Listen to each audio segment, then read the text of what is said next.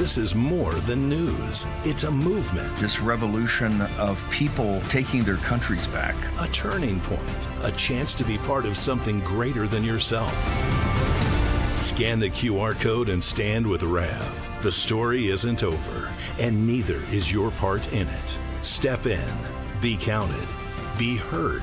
Together, we are RAV. We will achieve American greatness. And we are just getting started. Lazar Garcianovich here from Japan.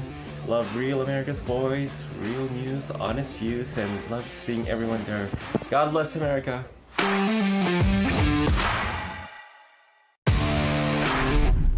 Lazar Garcianovich here from Japan. Love Real America's Voice, real news, honest views, and love seeing everyone there. God bless America.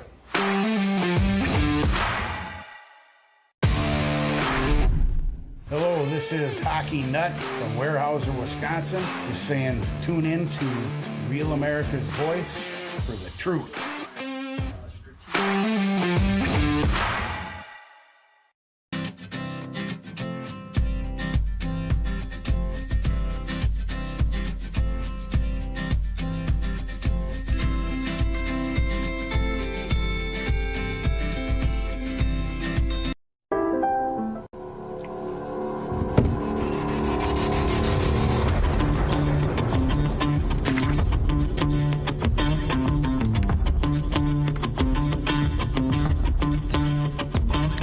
Let's just dive right back into it. The Patriot Mobile Common Sense Hotline, 877-310-9966.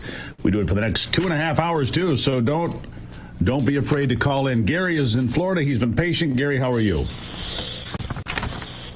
Doing great, Steve. How are you doing? God bless you for what you do, and thank you for taking my call this morning.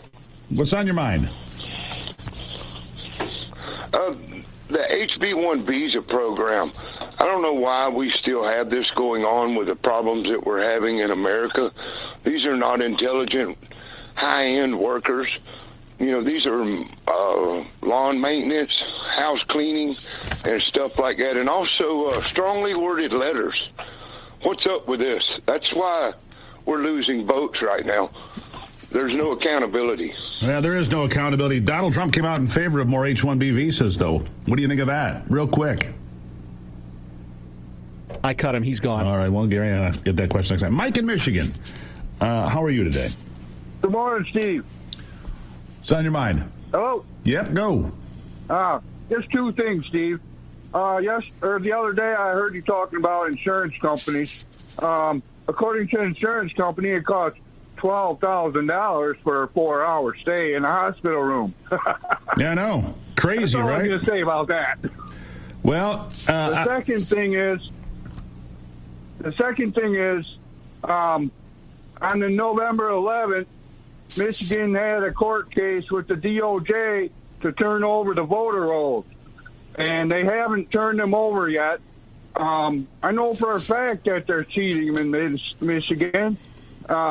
When you move, you register to vote at a new address, and you're still registered to vote at your old address. That's a problem. Even after someone else moved in there and registered to vote at that address. And they're getting your letters, Mike. You got that right. Thank you for the call. Greatly appreciate it. I got to move on because we're about to hit the top of the hour now. Mona, Kathy, and all the rest, sit tight.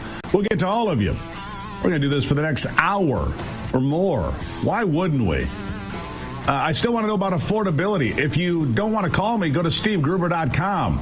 Send me an email, SteveGruber.com. Send me an email, all right? I'll be right back. It is The Steve Gruber Show.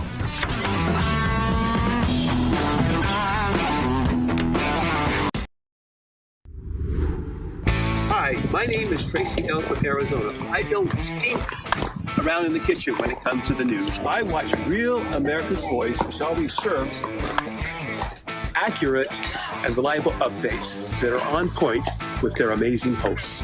So don't find yourself in a pickle by tuning into the fake news.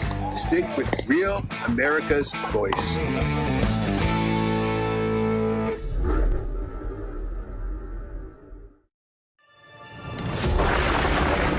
Through every storm, every moment of uncertainty. Everybody needs to pray for Charlie Kirk right now. Rav has stood strong.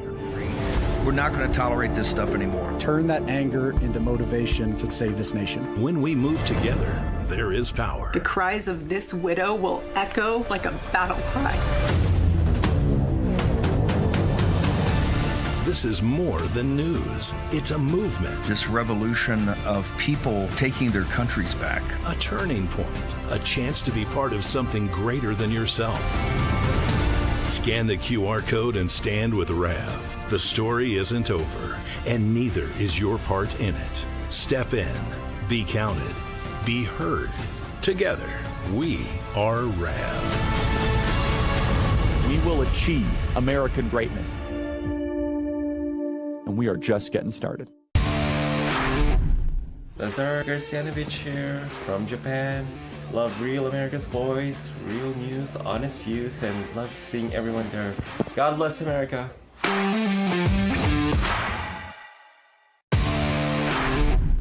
Lazar Garcianovich here from Japan. Love Real America's Voice, real news, honest views, and love seeing everyone there. God bless America.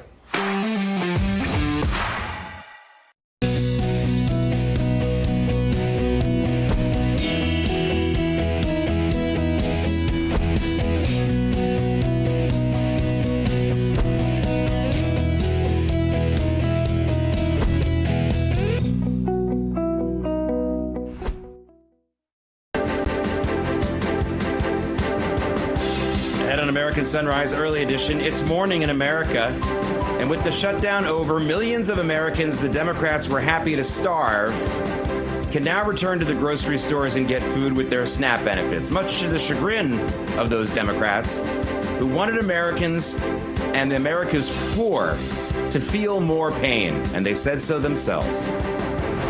But Democrat-caused pain is still being felt at the nation's airports, and this weekend's travel will still be pretty dicey for a lot of Americans, as we are now less than 2 weeks away from the busy Thanksgiving week travel. Another skirmish in the new American Civil War. A man who tried to confront New Jersey U.S. Attorney Alina Habba ransacks her office. The FBI is looking for the man who's still on the loose.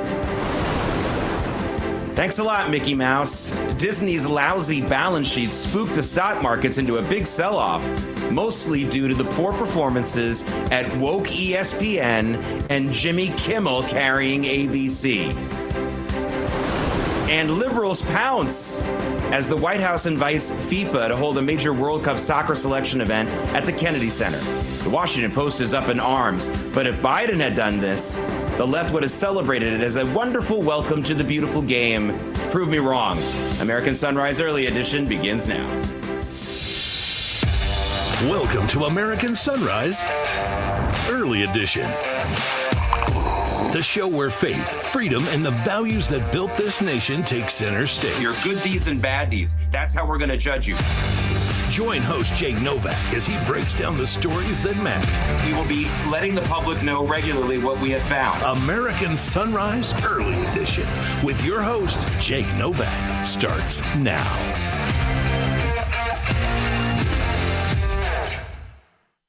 Hey everybody, welcome to a No Tie Friday here in American Sunrise Early Edition. Also, as one of our viewers is reminding me, it's also World Diabetes Day. The fight against diabetes is no joke. It's obviously become a bigger problem in this and all countries for a long time, and this is what MAHA is all about, and RFK Jr., Health Secretary, is really trying to fight. So again, World Diabetes Day, our thoughts with everyone who's fighting that disease and trying to not only fight it personally, but get a cure for it as well, a real cure, not just that maintenance that people on insulin are dealing with every single day. So we have that going on. But speaking of food and nutrition, it's also the day that SNAP benefits will go back into effect for millions of poor Americans that Democrats have been happy to starve for the last couple of weeks or so. Joining us now is the state director of the Florida Conservative Caucus, David Pollack. David, the Democrats lost the shutdown gambit. I think that's all clear to everyone. Even they're saying that. That's not an opinion. That's an objective truth. They've been saying that, including in some of their media allied outlets. But they've been dragged kicking and screaming into allowing the poor in America to eat again. What's the next massive destructive thing that you think that they'll do to try to hurt President Trump. They've been burning down this country since really before COVID. It started with the Russia collusion hoax, which tore a lot of this country apart. Then with the COVID overblowing reaction to that in the hopes of crashing the economy to hurt President Trump. Now starving poor people. I guess what's next? Are they going to kick dogs and cats? Well, look, I think certainly the Democrats lost on this one, but I think the radical leftist communists won. I mean, this was the continuing resolution that Chuck Schumer himself passed in March, and they eventually passed it after putting Americans through 40 plus days of pain. So, but at the end of the day, I don't know what they're going to come up with next. It was successful for, I believe, what their original objective was, and it wasn't actually to make sure the subsidies for Obamacare were extended. It was to try to get them leverage over I think it was 2 Tuesdays ago's election. And they got it. I mean, look at Virginia, look at New Jersey, look at New York. So clearly, one of their objectives was satisfied. And it didn't matter how much pain it caused the American people, because Democrats holding on to power is the only thing they actually care about. If it's starving American people, if it's putting federal workers at home without paychecks, or even the ones that had to show up, the TSA workers who got a nice bonus, by the way, from the Trump administration, or military members, they voted no on paying all of those people because, again, this was about punishing people, making them suffer, and also trying to get leverage in elections. So looking forward to 2026, they'll continue to play the same games, but probably worse. So we're going to have to be on our game here as Republicans and continue to highlight the pain that the Democrats cause, plus our policy wins. We do need to talk about affordability in America, because that is a real issue for Americans, and we can't let Democrats win on a narrative. They don't have the policies. Yeah, well, it's just amazing. Because of their allies in the mainstream media, the Democrats can cause the pain. They can be the direct cause of the pain, and they can get away with blaming someone else for it, blaming the Republicans for it. Because if you're over a certain age in America, you still believe that the news comes from the legacy media outlets and from CNN and MSNBC. It's just, this is how they get away with it. It's so frustrating. David, you mentioned it briefly. A big part of the reason why at least the Democrats said they were shutting down the government is because of the of Obamacare. They wanted to hurt you. And Obamacare is one of those things that so many of us warned about when it was in the process of being debated. Then when it went implemented, people like us noted that it wasn't working. It doesn't seem to get through to the American people that it's not about propping up this money-losing loser. It's about replacing it completely. And thanks to John McCain and other people like that, that's been a non-starter. We can't even talk about replacing it, because the Democrats and one or two of their rhino allies keep propping up this loser.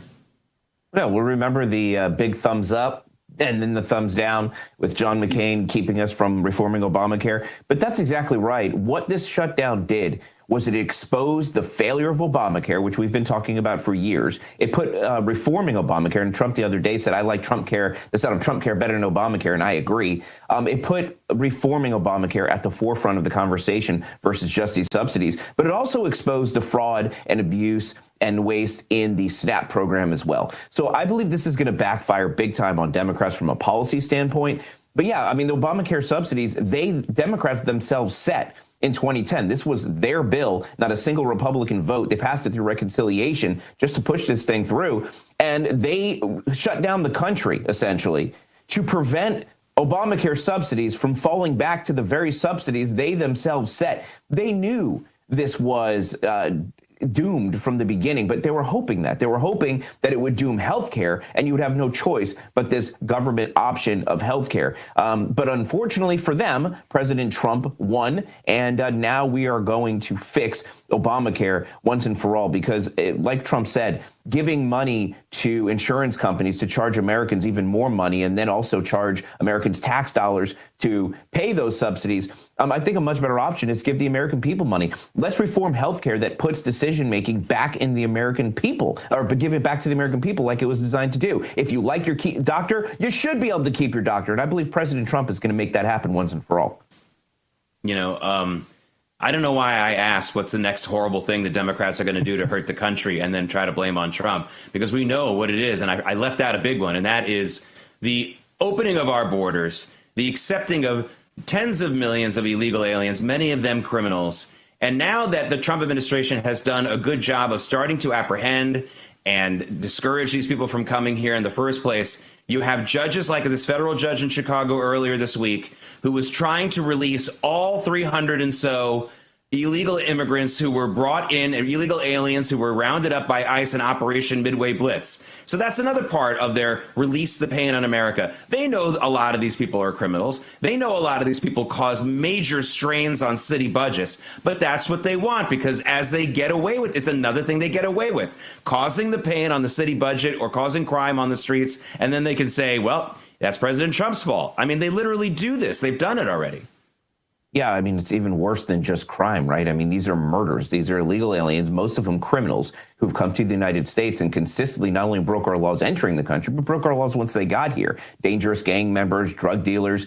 This one ICE raid, Operation Midway, was inspired by a DUI murder of an innocent American at the beginning of the year. I mean, these are not just, you know, your friendly neighborhood Abrego Garcias. I mean, these are bad guys.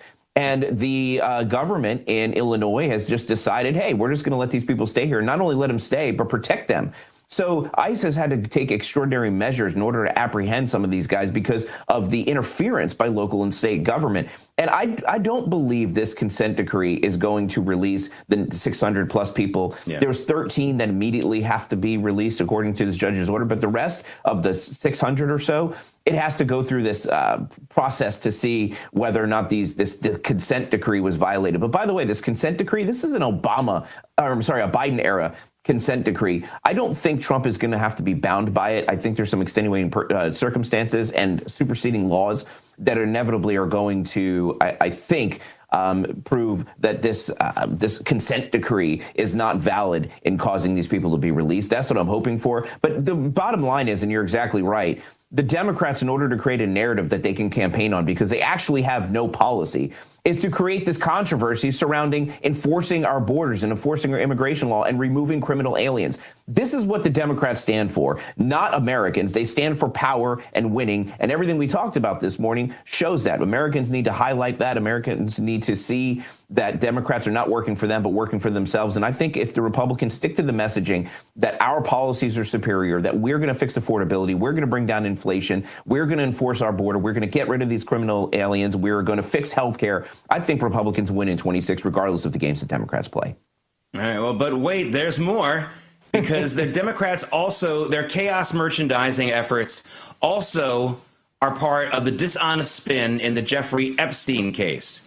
Nasty and intellectually challenged Congresswoman Jasmine Crockett didn't know her facts, and she got really embarrassed when she tried to talk about them on CNN. Check this out. This is an email from April 2nd, 2011. Republicans are saying that victim is Virginia Giuffre. As you know, she died by suicide. She's been very outspoken victim of Jeffrey Epstein. Here's the email right here on your screen. She wrote a book, as you know, and she did not accuse him of any wrongdoing. What do you make of that? And can you confirm that? Yeah, I don't know. Obviously, it's redacted who the victim is, so I won't necessarily take the Republicans' word on who it is that's redacted. And I don't know why they would necessarily redact someone's name who is deceased at this point. But Democrats did that, though. The Democrats redacted. No. I understand, okay, but I'm just saying, like, our biggest concern is to actually make sure that we are protecting victims. And obviously, she wrote a book. She told her truth. David, that was what this whole baloney thing in the news media earlier this week was all about. President Trump spent hours with one of the victims. Ooh, the innuendo, the guesswork, the smearing. It turns out it was Virginia Giuffre, who already said that Donald Trump didn't do anything with her, wasn't guilty of anything, at least with her. So they deliberately took her name out of those emails and out of those headlines so that no one would know, oh, wait a minute, this is someone who's already cleared President Trump. I mean, this is really sick. These people are absolutely, and they're getting away with murder. I don't know, that CNN woman who's probably going to get fired for fact-checking Jasmine Crockett on the air. I mean, just incredible. And they don't care. They'll just continue to do this. Yeah, CNN has been pushing back a little bit, I think, since the shutdown started. I don't know. Maybe it's been good for their ratings. I don't know. I don't watch CNN. But that being said, I think it may be, you know, Jake, because you were talking about it early on. I mean, before we went on air, you were talking about, you know what, Gloves are off. We're just going to say it how it is with respect to the shutdown and expose the Democrats' lies. But after seeing Jasmine Crockett and Ilhan Omar and AOC and some of these people get on camera and just lie to the American people, I'm thinking maybe our success in 2026 is just going and finding a bunch of idiots and making them our representatives, because it seems you don't have to actually have any ideas or tell the truth or actually have any really brain cells to put together to say anything intelligent. You can just put morons on TV and let them say whatever you want. But honestly, how many times do we have to show that Trump had nothing to do with Epstein? He's not in any of the documents that show any wrongdoing. All these supposed victims have all denied Trump had any involvement. It's just a giant distraction. But interestingly enough, the other day, Republicans voted to release all of the Epstein files, and guess who blocked it? Democrats. Because at the end of the day, I think the Democrats have more to lose from the exposing the Epstein files than Republicans, and they know it. And it's about time we start flipping it around and start exposing them. So let's shine the light on the Democrats. Let's ask the Clintons how many times they were on Epstein Island or how well they know Jeffrey Epstein. I mean, it's time we just have, honest conversations about what's really in those files. But at the end of the day, Trump knows that this is a giant distraction from what the American people need to see. And that's real progress on the economy, real progress on the border, real progress with peace internationally, ending foreign wars. I don't think we need to spend any time with Jeffrey Epstein or worry about it anymore. I think we just need to continue to win and make America great again. Yeah. All right. Well, David Pollack, there's a lot more to get to, but thanks for getting to some of it with us. Have a great weekend, and we'll see you again soon. Thanks for having me. Coming up, Disney's lousy ESPN and ABC TV divisions really threw the entire stock market into a tailspin yesterday. Thanks a lot, Jimmy Kimmel. And yes, he is somewhat responsible. I'll have that story. And the same leftists who want open borders are suddenly outraged that the Trump team is going to invite the World Cup soccer officials to hold an important ceremony at the Kennedy Center. Well, too bad. I'll have that story as well when American Sunrise Early Edition continues.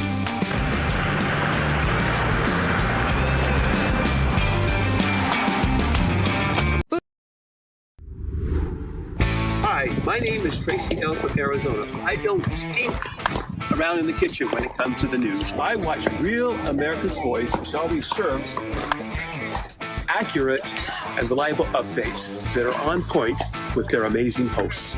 So don't find yourself in a pickle by tuning into the fake news. Stick with Real America's Voice.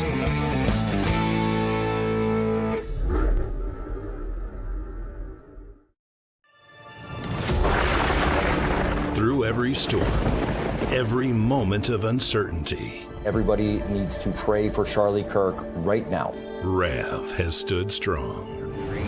We're not going to tolerate this stuff anymore. Turn that anger into motivation to save this nation. When we move together, there is power. The cries of this widow will echo like a battle cry.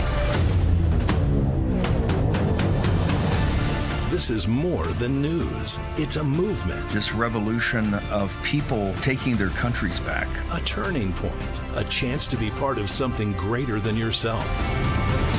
Scan the QR code and stand with Rav. The story isn't over, and neither is your part in it. Step in, be counted, be heard.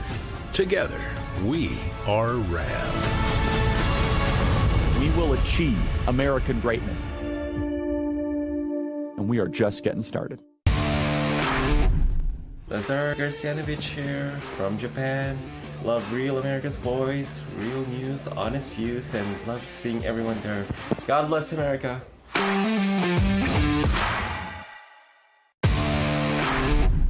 Lazar Garcianovich here from Japan. Love Real America's Voice, real news, honest views, and love seeing everyone there. God bless America.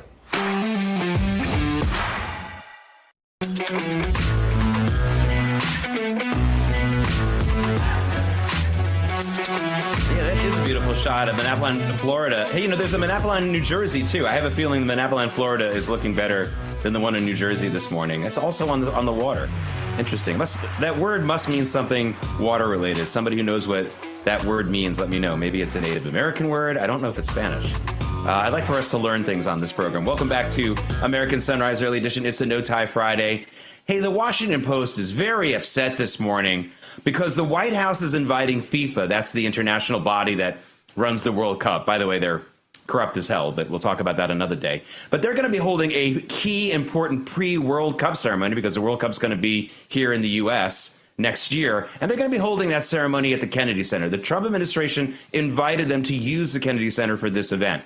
The Washington Post is upset about it. How dare they use this venue that's supposed to be for cultural and high art events for a soccer thing? How dare they do that? Of course, if Biden had done it, as Emily Finn joins us right now, if Biden had done it, it would have been like, look how wonderful it is. The president's bringing in South American and European foreigners in a celebration of the beautiful game. That's what they call it, the beautiful game. A bunch of men crying. I would be okay with soccer, Emily, if it weren't for the fact that every player on the team starts to literally cry and whine when they don't get a call or when they want a call. It's so emasculating. But anyway, that's another issue. But Emily, you know, this is such a double standard. As long as the foreigners are coming in to cut their grass and bust their tables, they're okay. But use our Kennedy Center, which isn't really theirs, we pay for it. Use our Kennedy Center for soccer? How dare you? You were cracking me up with all of your soccer references here. I played a real sport. I played basketball growing up, and in America, football, like real football, not soccer, that dominates. Okay, we play real sports here in America, but the rest of the world absolutely loves this sport. It drives me insane that they count up on the clock. I never have any idea what is actually going on, but the rest of the world loves this sport, and it's actually growing in popularity in America as well. And so I think this is yet again another example of President Trump being a very, very smart businessman and letting the Kennedy Center, host this FIFA World Cup event to be able to drum up some more business in America as a whole. For FIFA to be coming here, that is a great thing for America, and that is a great thing for the Kennedy Center and for the potential of new business coming here with the popularity of this sport.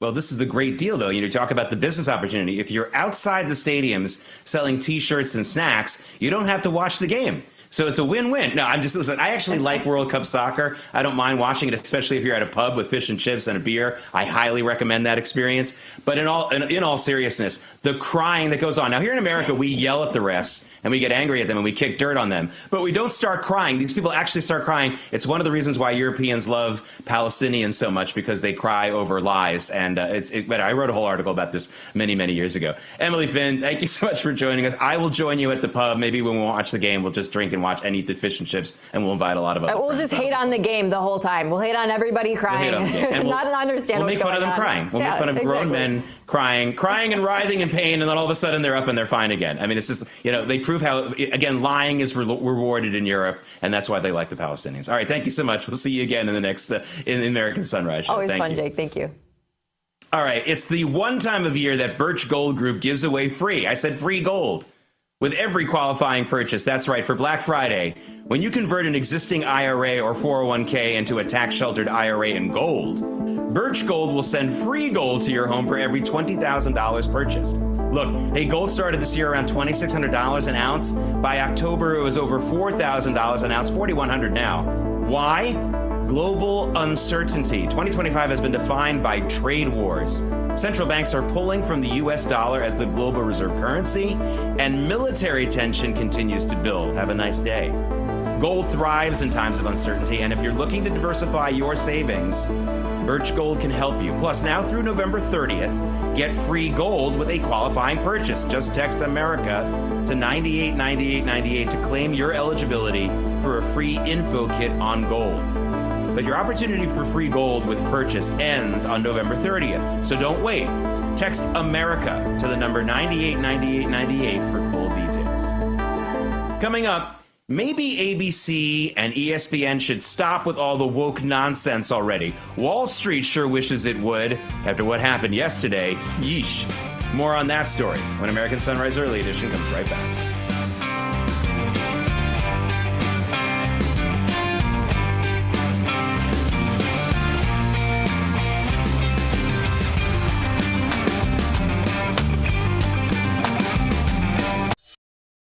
Welcome to Real America's Voice, Real Minute. Your quick look at the powerful stories of faith and freedom, inspiring audiences across the nation.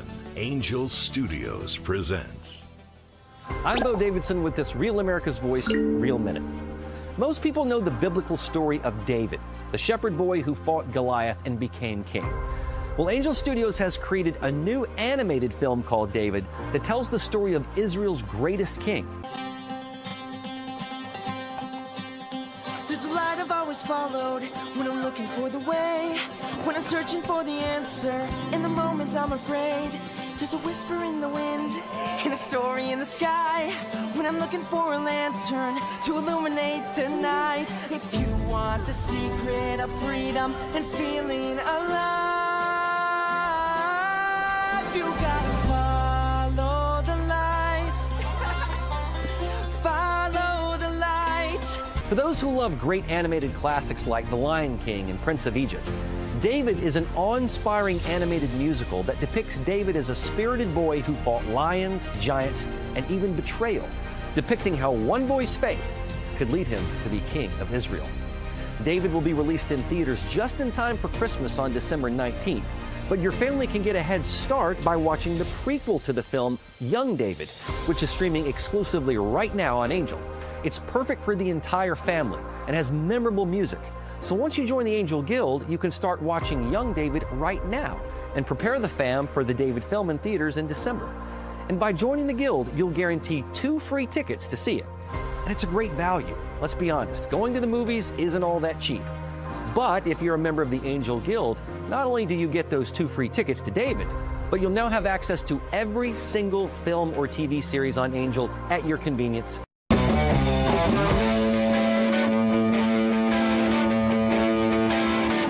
It's another pretty sunrise right now we're seeing here in Atlanta, Georgia. Live this morning. Welcome back to American Sunrise Early Edition. I'm Jake Novak. Let's get to the markets because yesterday's sell-off looks like it's going to continue. We've got down arrows, specifically very sharply on the NASDAQ this morning. This was started yesterday, and I'll explain it with Disney, and I'll explain more about that in a second. But just to go down the line, gold and silver also down, but still gold clearly over the $4,100 per ounce level. And oil, crude oil down below $60, even though it's up $1 this morning. Now let's take a look at Bitcoin, wondering if it's breaking below the $100,000 mark, which it could do. And boy, did it ever. Look at that, 95,000 now on Bitcoin, down another 2.5% this morning. So now $30,000 off the all-time high at that 125 level. So Bitcoin also selling off right now. So I want to explain that sharp sell-off yesterday was almost entirely because of Disney. Disney is what we call a Dow component. There are 30 companies, 30 stocks in the Dow 30, and when one of them has a bad day, it can drag the whole Dow down and bring the rest of the market down. That's what happened yesterday. So why is ABC having problems? Sorry, why is Disney having problems? Well, I just gave it away. ABC. They're doing okay, Disney, with their streaming. They're doing okay with their theme parks. They're doing okay with their cruise lines. They're not doing okay with ABC and ESPN. Now, some of that is because a lot of people have just had enough with ESPN and the woke politics on their sports network. They're trying to get an escape from politics, and they don't get it very often when they turn on that network. And ABC has a lot of loser programs that people don't make time to watch. You don't binge watch anything on ABC for the most part. Of course, one of the other things that happened last quarter at ABC was that whole Jimmy Kimmel controversy, a show that's losing money. And what investors on Wall Street said to themselves yesterday was, hey, Bob Iger, you're the CEO of Disney. You had a great opportunity to jettison a loser like Jimmy Kimmel without having to pay him a huge severance package or anything. You could have fired him for cause for what he said about the Charlie Kirk murder and assassination and gotten away with getting rid of a money loser show without having to pay the star a gazillion dollars to go away. And so I think that that is a big part of the reason why they sent this stock down. ABC is still losing money, and they had an opportunity to stop the bleeding there, at least to the Jimmy Kimmel show. They didn't do it, and that is why Wall Street was very angry. They seem to be continuing to be angry today. Now, I just talked about how ESPN is also losing money for ABC, but sure enough, Comcast NBC wants to not learn from that mistake. They announced yesterday they're going to be starting their own all-sports channel. They'll call it NBCSN. And it's going to launch next year. Now, it will mostly carry the NBA, Big Ten football games, and other sports that are currently available on Peacock. This might have something more to do with the fact that Peacock has been a failure for the most part. People have not been signing up for that streaming network. And all the money that Comcast NBC is paying to get those sports games on that streaming network is being wasted, or a lot of it is. So they want to put it on another platform so they can milk it for a little bit more advertising money. That's probably what's going on here. We'll see. NBCSN, I don't know, maybe that'll get some more jobs for some of the people who lost their jobs at ESPN because they didn't want to talk politics or support trans athletes. So if that happens, I'll be happy. They say, folks, that the house always wins. But that's apparently not the case for the biggest online gambling company in the world. This is incredible. It's called Flutter Entertainment. It owns a ton of betting websites. The ones that you know here in the United States are FanDuel and PokerStars, but they own a lot more than that. Its shares were down 14% yesterday. That's after being down 5% on Wednesday because they didn't make that much money in the June through September period. And you know who they're blaming? They're blaming smart gamblers. They're saying gamblers are having a big winning streak on their betting sites. Now, I don't know if that's true. They've got a lot of people coming on those sites, and the law of averages in gambling has always shown that at the end of the day, the house always wins. But that's what they're saying. Now, this might also have to do with the fact that you can do some exotic betting, and maybe some people have figured it out, and they haven't figured it out how to stop it yet at a place like FanDuel. We'll see. Hey, maybe it's because of all the NBA stars who are cheating and shaving points on games. Maybe that's why they're losing money, but it's incredible. It's so rare to see gambling outfits lose money. By the way, that happened here in New York City. OTB, the off-track betting racehorse place, actually lost money in New York City because the politicians ran it. But other than that, I've never seen casinos lose money like this. Okay, ladies and gentlemen, start your engines.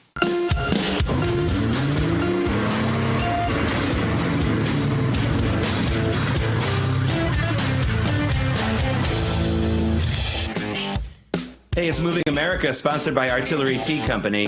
ArtilleryTeaCo.com. Use promo code LIBERTY for 20% off your order.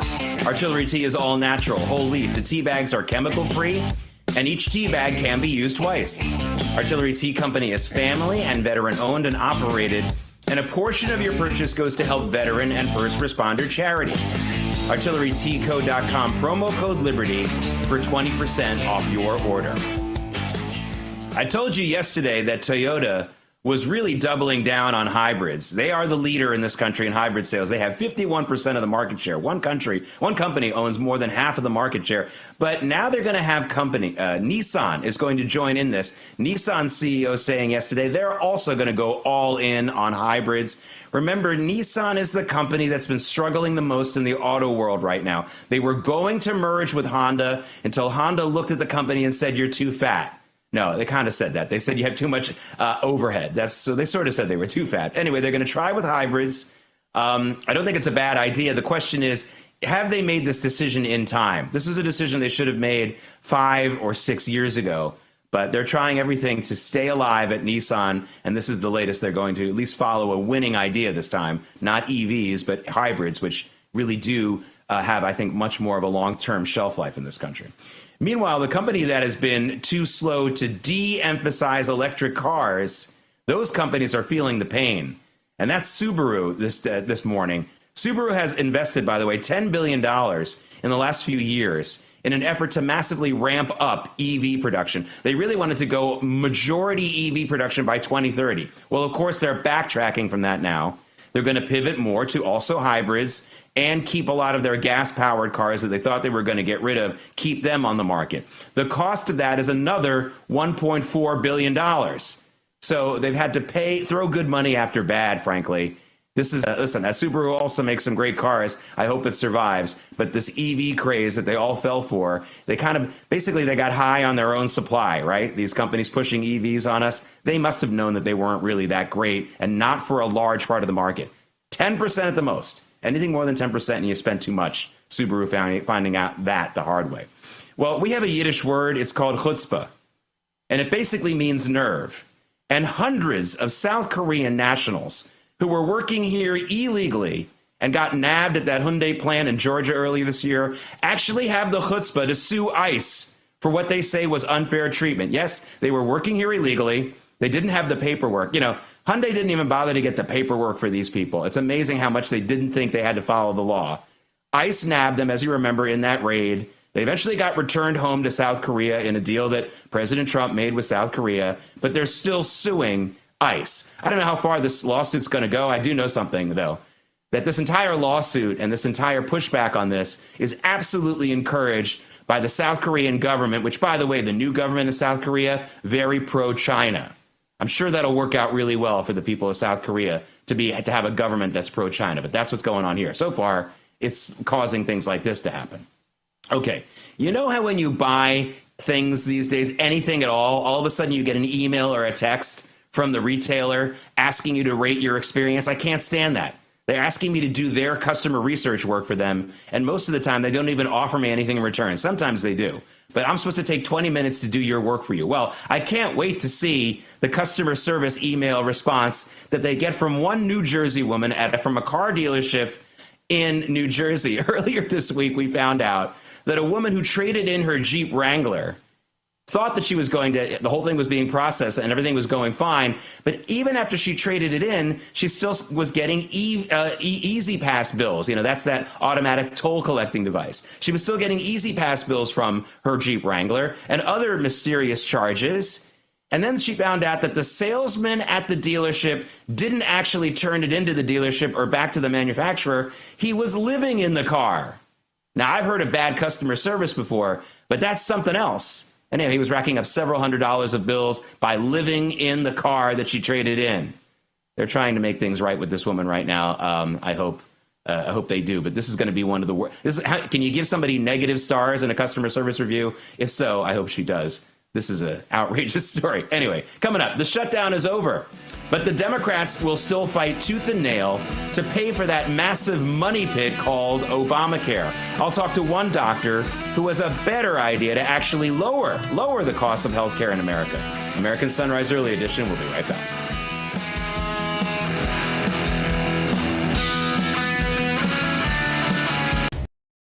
Welcome to Real America's Voice, Real Minute. Your quick look at the powerful stories of faith and freedom, inspiring audiences across the nation. Angel Studios presents. I'm Bo Davidson with this Real America's Voice, Real Minute. Most people know the biblical story of David, the shepherd boy who fought Goliath and became king. Well, Angel Studios has created a new animated film called David that tells the story of Israel's greatest king. Always followed when I'm looking for the way, when I'm searching for the answer. In the moments I'm afraid, there's a whisper in the wind and a story in the sky. When I'm looking for a lantern to illuminate the night. If you want the secret of freedom and feeling alive, you gotta follow the light. Follow the light. For those who love great animated classics like The Lion King and Prince of Egypt, David is an awe-inspiring animated musical that depicts David as a spirited boy who fought lions, giants, and even betrayal, depicting how one boy's faith could lead him to be king of Israel. David will be released in theaters just in time for Christmas on December 19th, but your family can get a head start by watching the prequel to the film, Young David, which is streaming exclusively right now on Angel. It's perfect for the entire family and has memorable music. So once you join the Angel Guild, you can start watching Young David right now and prepare the fam for the David film in theaters in December. And by joining the Guild, you'll guarantee 2 free tickets to see it. And it's a great value. Let's be honest, going to the movies isn't all that cheap. But if you're a member of the Angel Guild, not only do you get those 2 free tickets to David, but you'll now have access to every single film or TV series on Angel at your convenience. It's Friday, November 14th. Here are this morning's top stories. It's morning in America, and now that the shutdown is over, millions of Americans that the Democrats wanted to feel the pain, either at the airport or the grocery store, well, maybe they'll have less pain this morning. Remember, this is the day that SNAP food benefits go back into effect, so the Democrats can stop starving them, much to their chagrin, and also the airport should be a little bit better as well. I'm praying for all of you traveling and going to the grocery store this morning. Another skirmish in the new American Civil War. A man who tried to confront New Jersey U.S. Attorney Alina Habba ransacked her office. The FBI is looking for the man who is still on the loose. Thanks a lot, Mickey Mouse. Disney's lousy balance sheet spooked the markets yesterday into a big sell-off, mostly due to the poor performances at woke ESPN and Jimmy Kimmel carrying ABC. Thank you, Jimmy. No thank you. And liberals pounce as the White House invites FIFA to hold a major World Cup soccer selection event at the Kennedy Center. The Washington Post is up in arms. But if Joe Biden had done this, the left would have celebrated as a wonderful welcome to the beautiful game and foreigners all over the world. American Sunrise Early Edition continues now.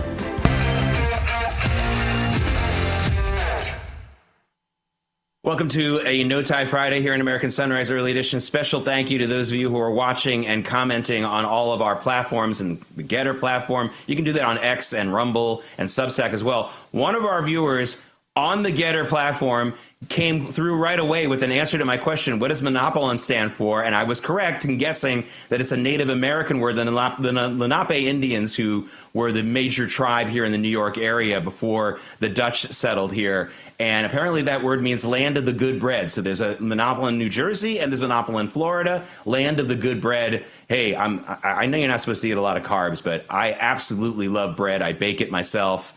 Maybe I should move to that town. Joining us right now is Dr. Essam Hamza. He is the CEO of Rocket Doctor AI. Dr. Hamza, even with their shutdown loss, the Democrats say they're still going to go full force ahead in trying to get a 3-year extension of the I should underline added Obamacare subsidies that were put in during the COVID situation. Doctor, before we get into any solutions here, isn't this entire program, as many of us started to warn everybody back in 2009, isn't the entire Obamacare program a disaster and not good for healthcare in America? Well, you know what? The U.S. spends over, $5 trillion in healthcare right now. And the quality of care, I think everybody can agree, is not where it should be. Over 100 million patients are without a primary care doctor. Doctors are overwhelmed. They're retiring early. They're doing, 40% of their time is doing paperwork. So the answer is not pouring more money into the space. It's actually trying to find better, more efficient ways to deliver quality care. Right. So we're going to talk about that in a second because I know you have one of those solutions, and I'm so glad that we're going to talk solutions. But one more thing I want to say. The mainstream media, at least it's reporting on the fact that the Obamacare subsidies and the cost of Obamacare, not the subsidies, the cost of the Obamacare is going up.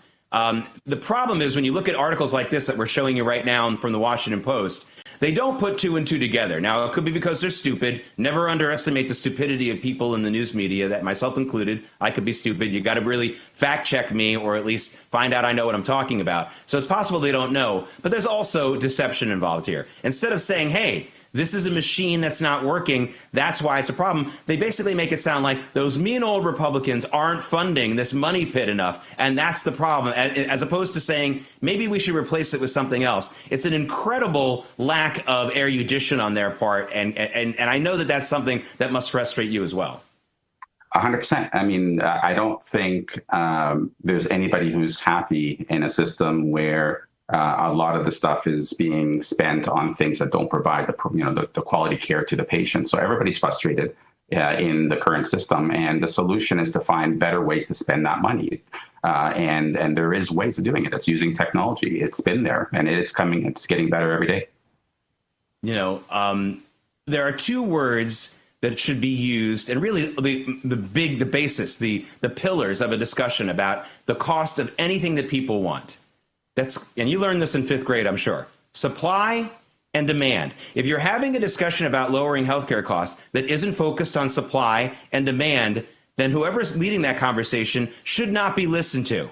It's not about politics. It's not about culture. It's not about racism. It's not about any of those things. It's about supply and demand. Now, I know that at Rocket Doctor AI, it seems to me like you're increasing supply. Good luck trying to reduce demand for healthcare. I know there's some people like Ezekiel Emanuel who wants everyone to commit suicide at age 75. He really said that. By the way, he's over 75 and didn't do it. You first, Ezekiel, who's not willing to do it. So you're not going to reduce demand for healthcare. Let's just stop with that nonsense. But you got to increase supply. So tell us how Rocket Doctor AI increases supply, at least in a virtual way.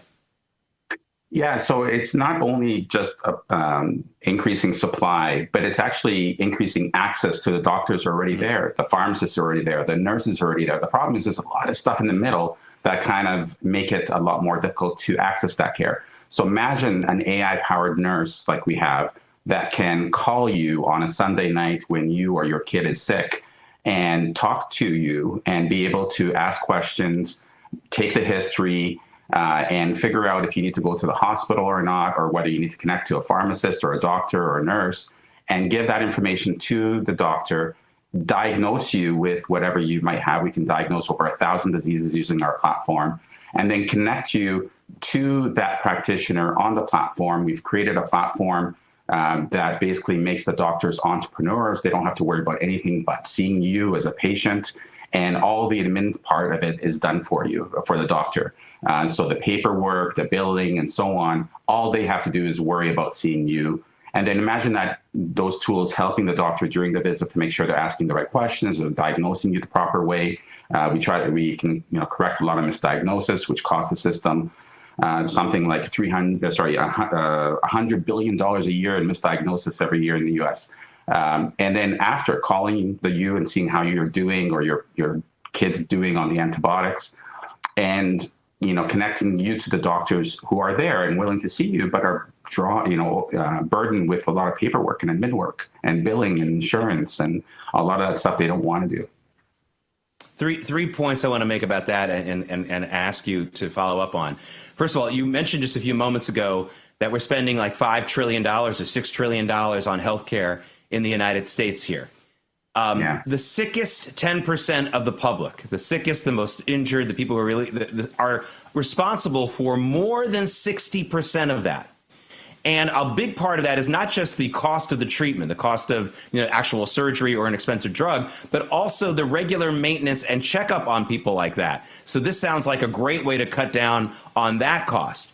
The second thing is you talked about following up with patients, not just the ones who are chronically sick, but also the fact that look, a big reason for the problems with healthcare in America, and it's not talked about enough, is very often the patients don't comply with good doctors like you tell them. You can go to the doctor can tell you what medicines to get, the doctors can tell you what practices and behaviors you should adopt, and a lot of patients just don't do it. And again, I see your service as a way of at least reminding people, and maybe they're just being a little forgetful, to not procrastinate and do what the doctor told you. And the third thing I'll say is I don't know if I have any truckers out there, but everybody knows that the virtual AI doctor in Star Trek Voyager was the best character on that show. So don't scoff at all three of these things, right, Doctor?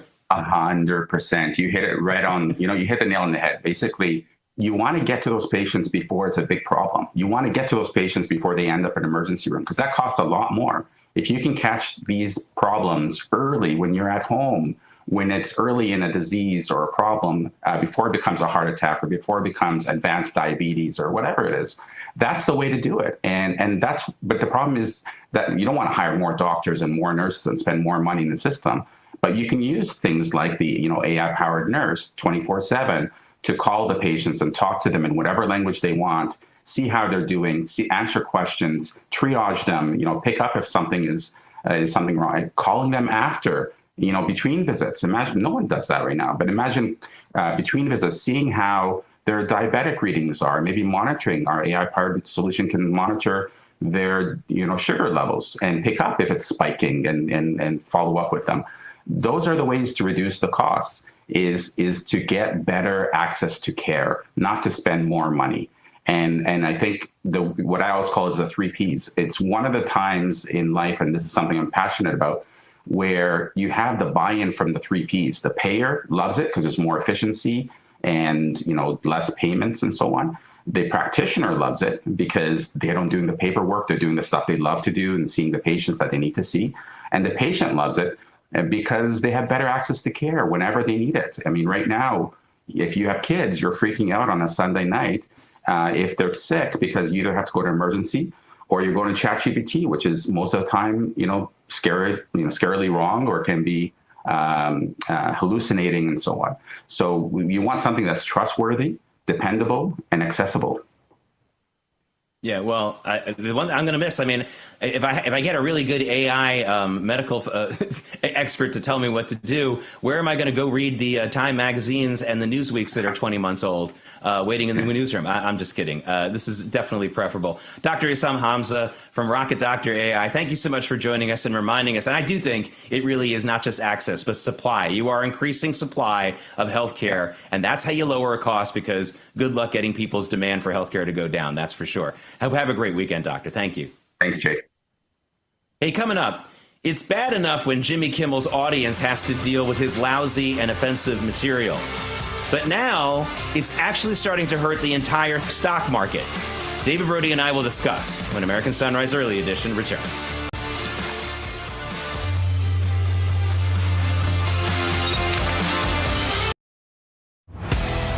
What if watching Real America's Voice was just the beginning? Introducing RAV Ambassadors, the new grassroots platform that turns viewers into leaders, connecting directly with hosts like Steve Bannon, Dr. Gina, and more. Together, we're turning belief into action. Inside the RAV Ambassadors Hub, you'll get exclusive updates, challenges, and behind-the-scenes missions straight from the people shaping the fight for faith and freedom.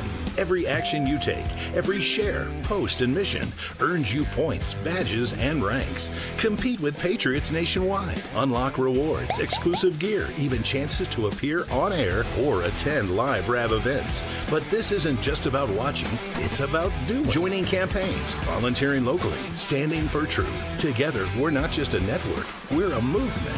One voice at a time. Scan the QR code or go to ravambassadors.com to join now. Because America's voice is your voice. I'm a J6er. I spent 1,143 days in prison. I'm a J6er, and I spent 3 months in jail and about a year in prison. I spent 4 years out of an 18-year sentence in prison. J6ers have been smeared and defamed by the media, persecuted by the government, and treated like terrorists. In reality, J6ers are patriotic men and women, mothers, fathers, sisters, and brothers from all walks of life. Stand in the Gap was founded to stand in the gap for J6ers working to rebuild their lives after being incarcerated. And we need your help. For just $10 or more, you're helping these patriots get mental, physical, and spiritual help. Please scan the QR code or go to j6support.com to donate $10 or more to support these American patriots. Thank you for being a patriot. Thank you for standing in the gap.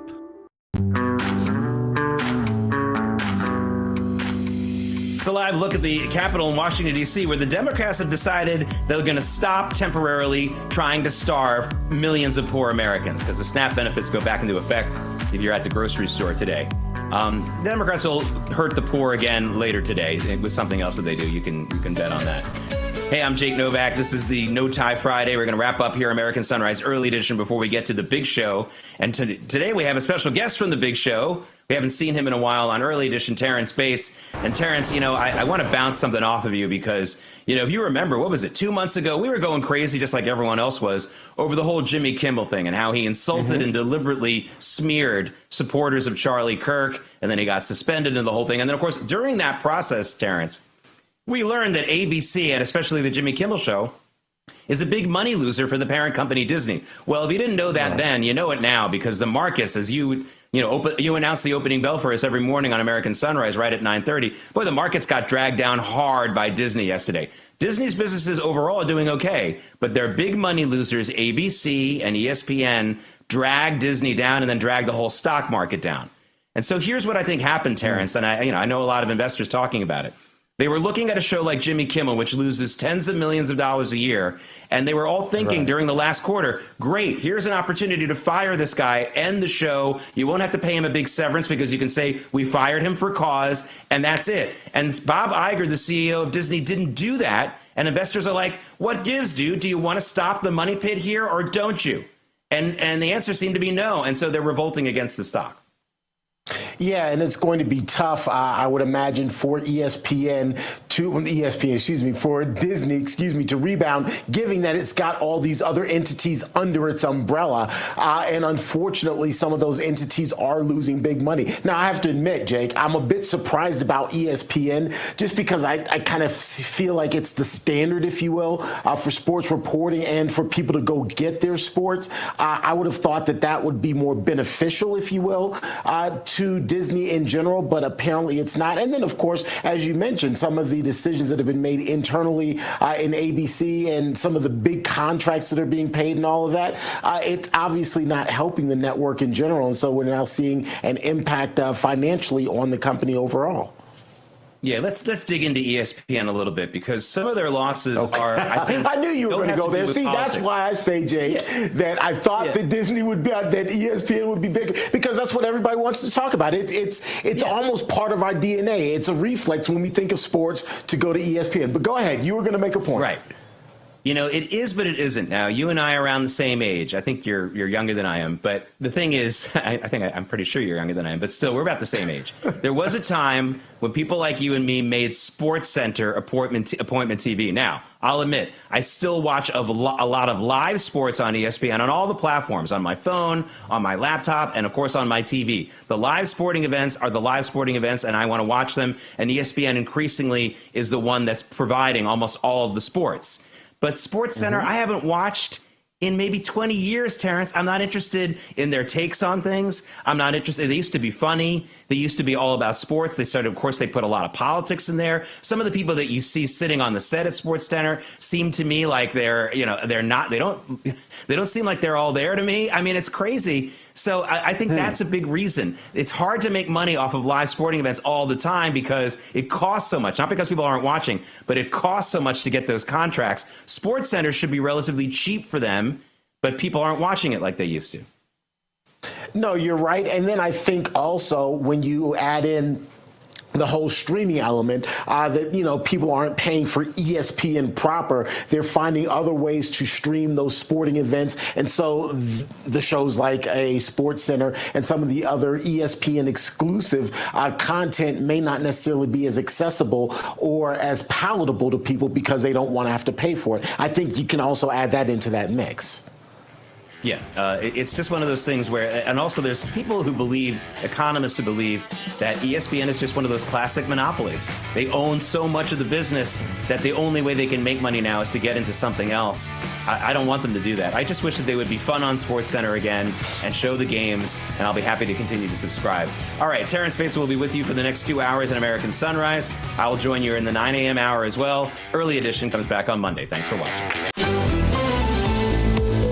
American Sunrise is a great way to start your morning. Join us Monday through Friday from 8 to 10 a.m. Eastern Time. We've got the news of the day and some compelling interviews that you don't want to miss. Here's what you missed from yesterday. The government will reopen, at least for now. What was your main takeaway? Because I'm kind of tired of talking about the shutdown, to be honest. What do you think we're going to see going forward? What's the reality of this? And are we just going back through all of this again in January? So, you know, you've got 12 appropriations bills that need to get done to have the full budget. They got 3 of them done, actually, with this extension as part of the package. A little bit of work is getting done, but mostly it just showed that the Democrats had no position. All they did was obstruct, and I think they did that to try and get them through these November elections. But as far as the American people, I mean, everything that they claimed to support was in our bill, was in the Clean CR. I mean, we funded SNAP. We funded all the important programs. All you had to do was sign on board, and they didn't. The other big news out of Washington, the Epstein files, there's the CNN headline. It's been everywhere. Johnson, as in the Speaker of the House, says the House will vote next week on this push to compel the DOJ to release all of its Epstein files. First of all, I agree with President Trump that the Democrats are playing politics here. I mean, that's obvious, but good for Boebert. I mean, she was called over to the White House and basically tried to, they tried to persuade her to not to sign that discharge petition. Nancy Mace was also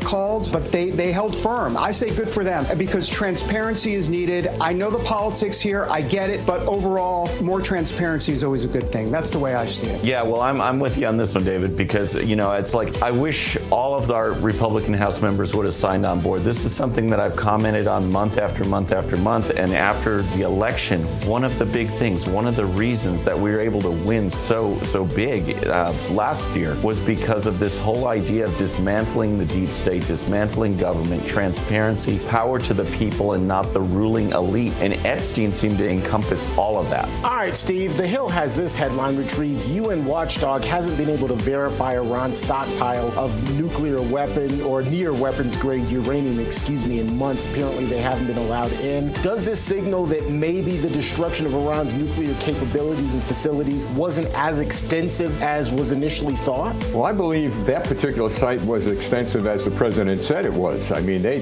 took that site out pretty well and disarmed it. However, we have to keep in mind that Iran has never, ever been held accountable for their actions with regard to who? Israel. They're not going to get rid of their nuclear weapons. They are hell-bent on destroying Israel and eventually diminishing the United States military's capacity to do anything in the region.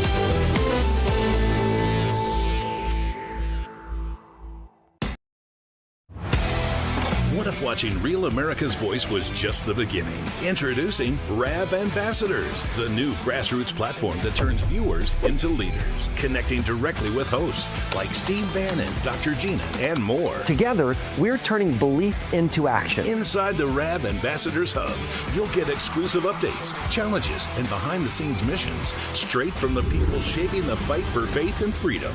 Every action you take, every share, post, and mission earns you points, badges, and ranks. Compete with Patriots nationwide. Unlock rewards, exclusive gear, even chances to appear on air or attend live RAV events. But this isn't just about watching, it's about doing. Joining campaigns, volunteering locally, standing for truth. Together, we're not just a network, we're a movement. One voice at a time. Scan the QR code or go to ravambassadors.com to join now.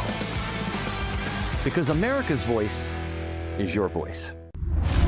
I'm a J6er. I spent 1,143 days in prison. I'm a J6er, and I spent 3 months in jail and about a year in prison. I spent 4 years out of an 18-year sentence in prison.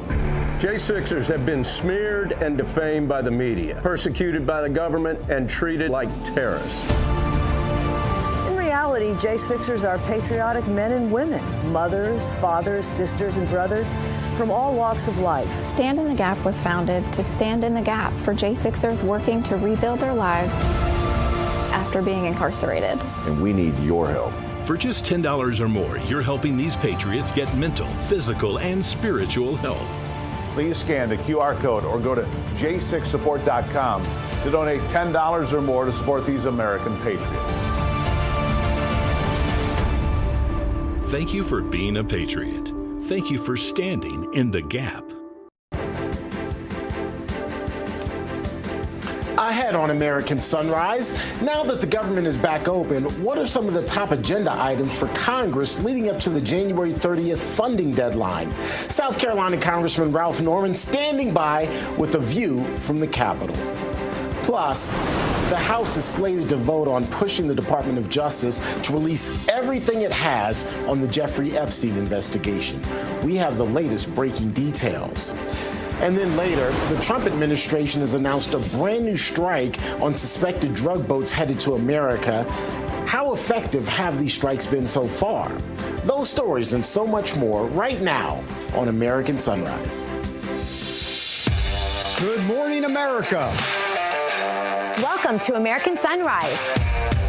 Whether it's culture, we have breaking news to share with you. Politics. President Trump is joining us live now from Florida.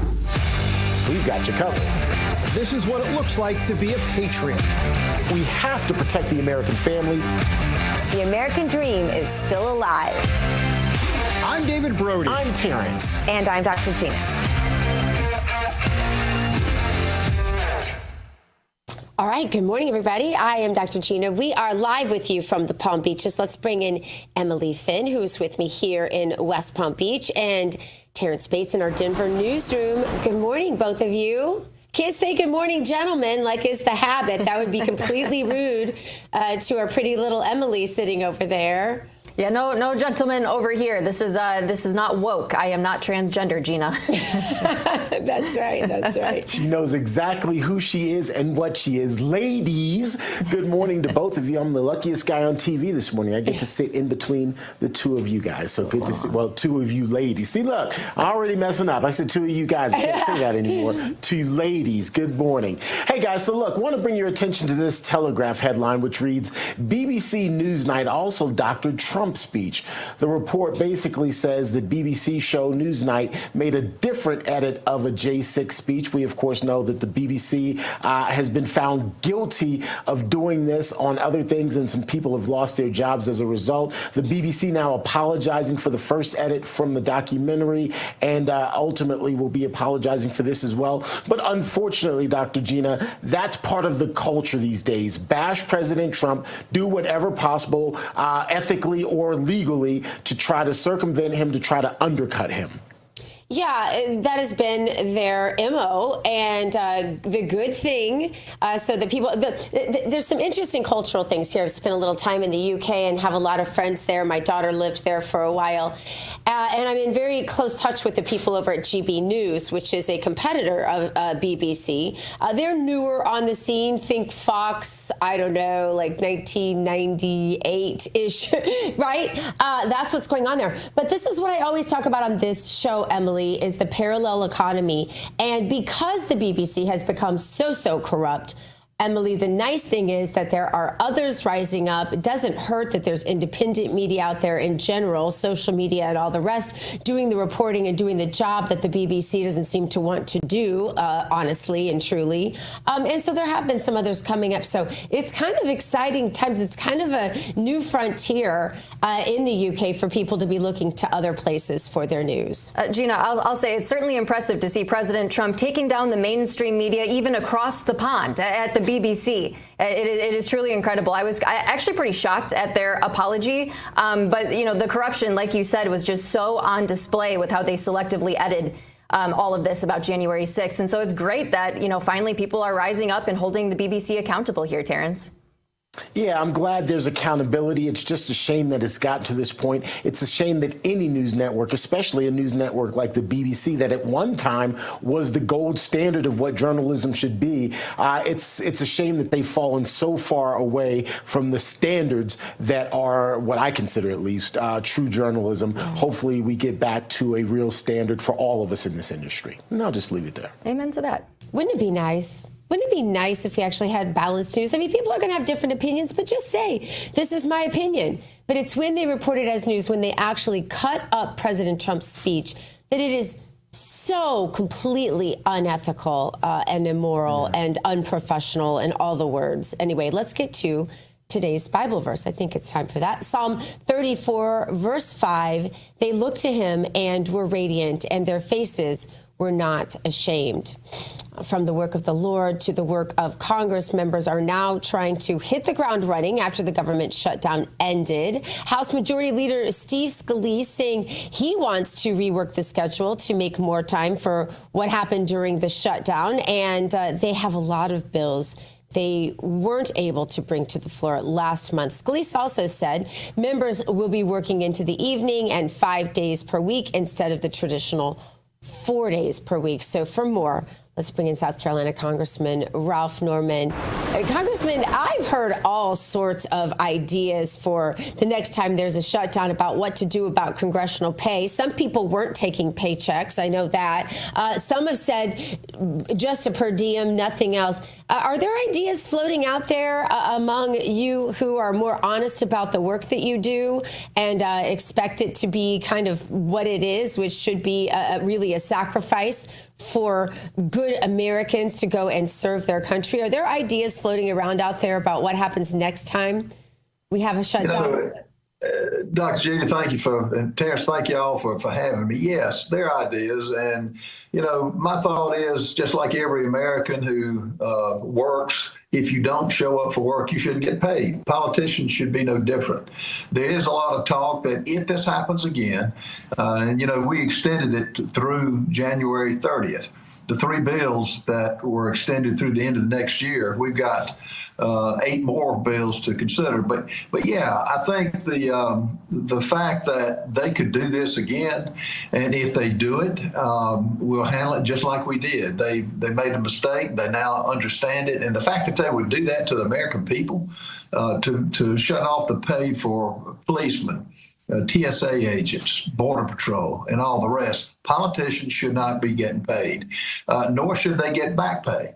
And that's what my bill does. I've only got 19 co-signers, but It's a new day with what we're facing in Congress. It's a Marxist left Democrat Party now who knows no bounds.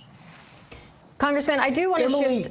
Oh, go ahead, Terrence. Emily, I'm sorry. Can I just follow up really quickly? I want you to get to your question, but you just said it's a new day and that there are Marxists who are running Congress. I have to ask, and I hope we can have a real honest and open conversation here real quick, Congressman. I kind of consider us friends. Is the foolishness that's happening there on Capitol Hill, is that part of the reason you're saying, look, I'm just going to go home, run for governor, run my own state? Is that part of what inspired you, if you will, to potentially leave Congress if you, in fact, win the gubernatorial race in your state? No, the only reason I left Congress is because I'm needed in South Carolina. When I saw what could potentially be the successor to take over the #1 job, the CEO, I couldn't let it go. I just couldn't. We were doing a great job in Congress. The Freedom Caucus was leading the way not only on the budget but on our spending cuts. And the $1.5 trillion, the Freedom Caucus was primarily responsible for that. But no, we just need leadership in South Carolina. Now, what I will do as governor is recruit, because a lot of the members in Congress are radical. A lot of to be honest, the Republican members are lukewarm at best. They need to be replaced. And we're going to have competition at every level. And I'll bring true conservatives to the table, not just in South Carolina, but as I go all over the country and recruit candidates who can get this country back on a firm financial footing. I will do that. And we'll have a conservative government in South Carolina. Well, you are still in Congress, so I do want to get your take on the Epstein files that have been making headlines lately. A vote is going to take place next week to get the DOJ to release all of the Epstein files. Are you going to vote for this? And I'm hearing more than 100 Republicans, might vote for it along with the Democrats. Well, it's funny what's happened. Not funny, but it's interesting that they bring all this out on the very day that President Trump and the House signed to open the government back up. They hate this man so much. And the president's all in favor. And I talked to Mike Johnson last night. He wants everything out. James Comer's committee is getting everything, including the flight logs. And you can't hide that. And the Democrats had it for 4 years and did nothing with it. I will tell you, the president is worried about, you reported what happened on the BBC and altering speeches and altering facts. He's worried about the Democrats altering some files that they had on them, like innocent victims that never wanted their name out there. One of them committed suicide. We'll see what what it's in. I will tell you this, from Mike Johnson, he's speeding the vote up, so we'll be voting on it next week. And it's the right thing to do, but we'll see what's in it. James Comer has released another 20-some thousand pages for everybody to see. And I know James is, so what does bother me, this is a stunt by the Democrats to discredit a man who they would never say anything good about. So ABC News has this headline, which reads, JFK's grandson, Jack Schlossberg, announces 2026 run for Nadler's seat in Congress. That, of course, would be Jerry Nadler. He says the big, beautiful bill led to cost of living crisis, and that Nadler, of course, is retiring, and so that's part of the reason. Is there any conversation amongst you and your colleagues about this particular race? Yeah, there's talk. You might as well ruin New York. Put it under all at one time. Look, that is what's frightening about what's happening in America. You have Marxist communists, as the president calls them, but who wants total government takeover. JFK's grandson, Jack, has never held a real job in his life. He's a trust fund baby. And, really, to be in the political arena, you need to have made money, lost money, and have done something. But the socialist mentality has never worked anywhere.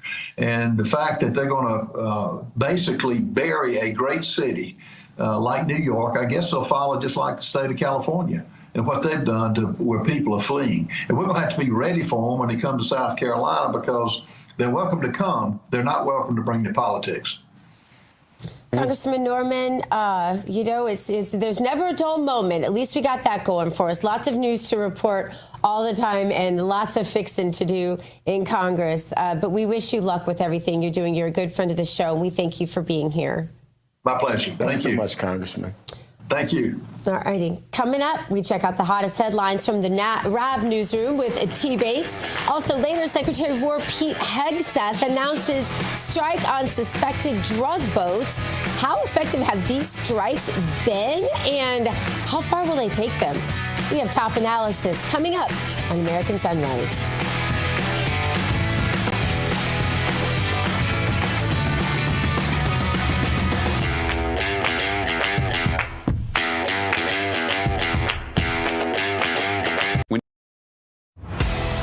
What if watching Real America's Voice was just the beginning? Introducing RAV Ambassadors, the new grassroots platform that turns viewers into leaders, connecting directly with hosts like Steve Bannon, Dr. Gina, and more. Together, we're turning belief into action. Inside the RAV Ambassadors Hub, you'll get exclusive updates, challenges, and behind-the-scenes missions straight from the people shaping the fight for faith and freedom.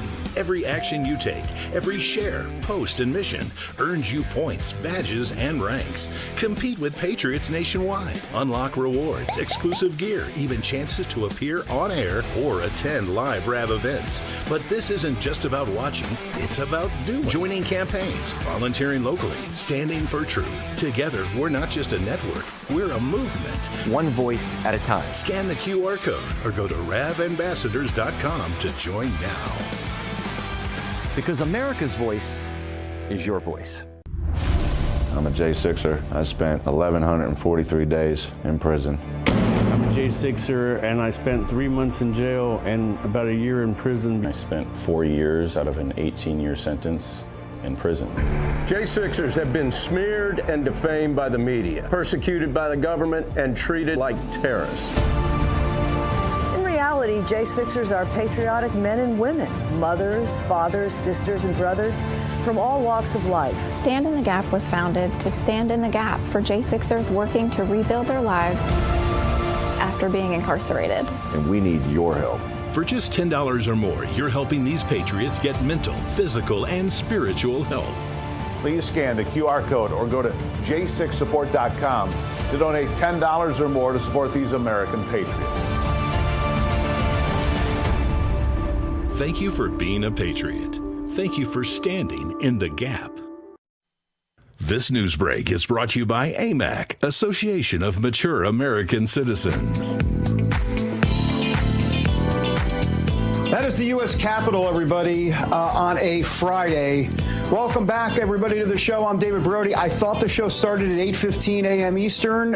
Someone never gave me the memo. Just kidding. Had a little tech issue on my part, had to do with my brain.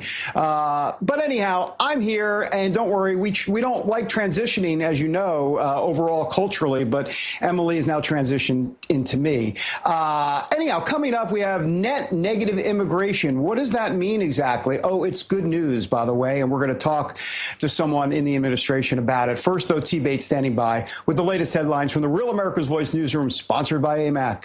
The Association of Mature American Citizens is the conservative voice for Americans 50 and older. AMAC is fighting for the values that you hold dear. Join today. Together, we can write the course of America. Can we please bring David up really quickly? Just bring David up really quickly. David? Yes, David, hello. Nice to meet you. I love you, brother, but that has got to be the weirdest transition to me ever.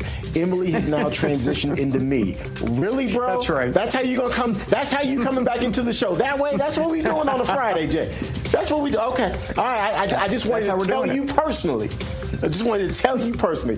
Good to see you, brother. Always a pleasure to be with you, especially on a Friday, because I know the weekend is coming up soon. So we'll get back to you momentarily. Good to see you.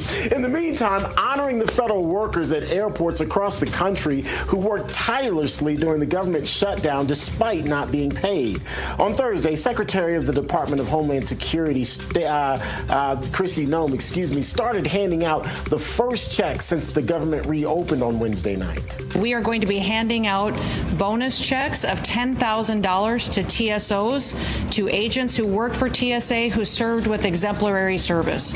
And what that means is that we are going to not only continue their paychecks like they should have received all along, but also they're going to get a bonus check for stepping up, taking on extra shifts, for showing up each and every day, for serving the American people, and taking seriously the mission that the Department of Homeland Security takes seriously and that they take seriously every single day, and that's keeping the American people safe. The White House is urging agencies to, quote, get employee paychecks out expeditiously and accurately to not leave anyone waiting longer than necessary. However, timing of employees receiving back pay may vary depending on which payroll provider their agency uses. Pennsylvania Senator John Fetterman is recovering this morning after being rushed to a Pittsburgh hospital on Thursday following a fall. His office says a flare-up of his ventricular fibrillation caused him to get lightheaded and collapse during an early morning walk. He also sustained minor injuries to his face during that tumble. Ventricular fibrillation is a serious form of an abnormal heartbeat that can lead to cardiac arrest as the heart suddenly stops beating. It can be deadly. The 56-year-old underwent surgery to implant a pacemaker and a defibrillator in his heart following his 2022 stroke. From the beginning of the government shutdown, the Pennsylvania Democrat was one of few Democrats to vote with Republicans to reopen the government. And President Trump and presumably the First Lady will head south to Mar-a-Lago this evening. Thursday, they were together at the White House for the signing of the president's latest executive order, which creates jobs for young people who are aging out of foster care. The order also creates access to health care and food security for those young people. Too many people from foster care community end up homeless, in danger on America's streets. It was 2021 when I developed the idea to establish an impactful platform with an important mission to provide individuals from the foster care community the ability to secure an entry-level job position and, in turn, financial independence. President Trump says under this new initiative, American companies and institutions will sign pledges to invest in teaching, training, and mentoring America's youth. That's a quick check of your headlines. Now let's get a quick check of your forecast with meteorologist Brittany Lockley from Weather Nation. Also, at the bottom of your screen, you're going to see a QR code where you can join our team over at Weather Nation. There, you see it right there. Go ahead, scan that code, and get connected with our friends at Weather Nation. Brittany, good morning. You probably know this song. It was famous from Tony, Tony, Tony. They sang that it never rains in Southern California. Oh, yes, it does. Oh, yes, it does. And it's going to rain big time as we get into the weekend. So a lot of our friends in Los Angeles, we're going to have a soggy start. And what a week of weather it has been. And we're going to continue it on. A lot of people that saw snowfall in the center of the country, they're going to be warming up. We're going to go from snow to being 20 degrees, maybe 30 degrees above average. And we're not talking about down in Texas. We're talking about areas in Nebraska, pushing up towards Minnesota as well. And we have more snow in the forecast for the Northeast, but I just want to point it out. Nashville, what a week it's been. Last Friday, we saw storms. Monday, we saw snow. Then Tuesday, everybody was in awe at the Northern Lights, the Aurora Borealis. And look at those beautiful colors in Nashville on Tuesday. Now, we're quiet today, tomorrow, but we're still going to be warming up, as mentioned, across areas in the South Central. Let me move out the way so you can see the forecast. We have more rain, as mentioned, coming down in Southern California, Los Angeles right now. Pretty soggy. It could be catastrophic as we head into the weekend. So we're looking at mudslide potential, debris flows, and just heavy rainfall overall. Snowfall once again for the Northeast. The next 24 hours going to bring us some snowfall for the Northwest as well, as they're getting some of that moisture that's spooling up into the northern tier of the country. Let's go ahead and take a look at those temperatures though.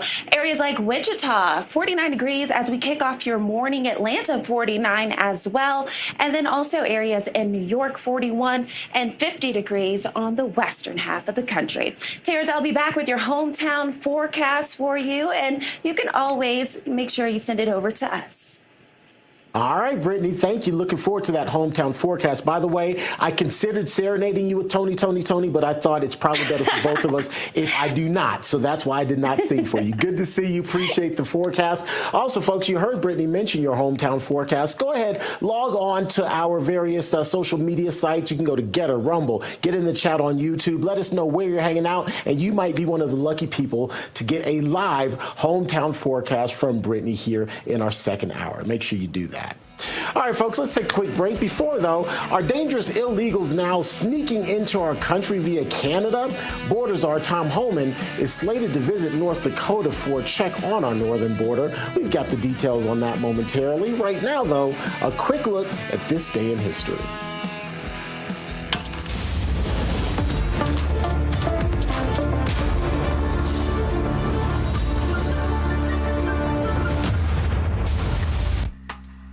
It was on this day in 1969 that Apollo 12 became the second manned mission to the moon. It lifted off from Cape Canaveral in Florida with astronauts Charles Conrad Jr., Richard Gordon Jr., and Alan Bean. President Richard Nixon watched the launch. He became the first U.S. president to attend a manned spaceflight liftoff. Lightning struck the ship just 36 seconds after takeoff, causing temporary power failure, but the mission continued. 5 days later, Conrad and Bean landed on the moon's ocean of storms, becoming the third and fourth humans to walk on the lunar surface. We're back with more American Sunrise in just a moment.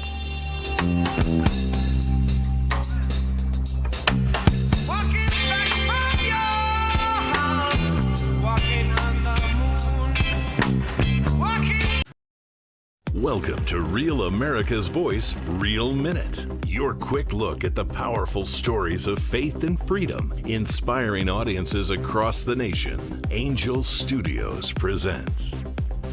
What if Pentecost happened in our city streets today? Did you steal his body from the tomb? They claim he is risen. Jesus is alive. He's dead. Angel Studios' newest series, Testament, is a modern reimagination of the book of Acts, in which early Christians put their faith to the test. Although a biblical story, it presents some universal themes and principles. All of the wonder of the book of Acts, from miracles to courage, are dropped right into today's world. It's something old, yet something very new as well. Stephen, you're too smart for this. I just know it's true. It's something old, and yet something new. Blasphemy, insurgency, inciting revolution. Blasphemy, insurgency, inciting revolution. These are not unfamiliar concepts in today's world. And Testament delivers an authentic account of the Bible if it happened today. From belief to baptism, Testament the series will have you asking what faith actually is. This has nothing to do with our faith. It has everything to do with it! It's the story of a small group of believers who turned the world upside down. Testament the series is streaming only on Angel Studios, and you can catch it by heading to angel.com/RAV to join the Angel Guild.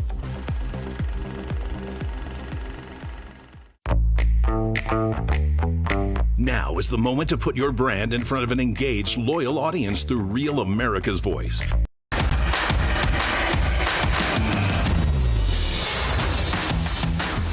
Chicago, Illinois, I'm looking for the crime. Actually, can I just tell you, I mean, just as a visitor to Chicago, it's a beautiful city, honestly, and it's got so much wonderful architecture. My goodness, I really do enjoy it. It doesn't have the best pizza. That'd be New York, of course, but, you know, whatever. They tried. Welcome back, everybody, to American Sunrise. I'm David Brody. All right, the Trump administration announced a major victory on our efforts to stop illegals from pouring into our country. The Department of Homeland Security posted this on X. They said this: for the first time in over 5 decades, the United States is on track to see negative net migration.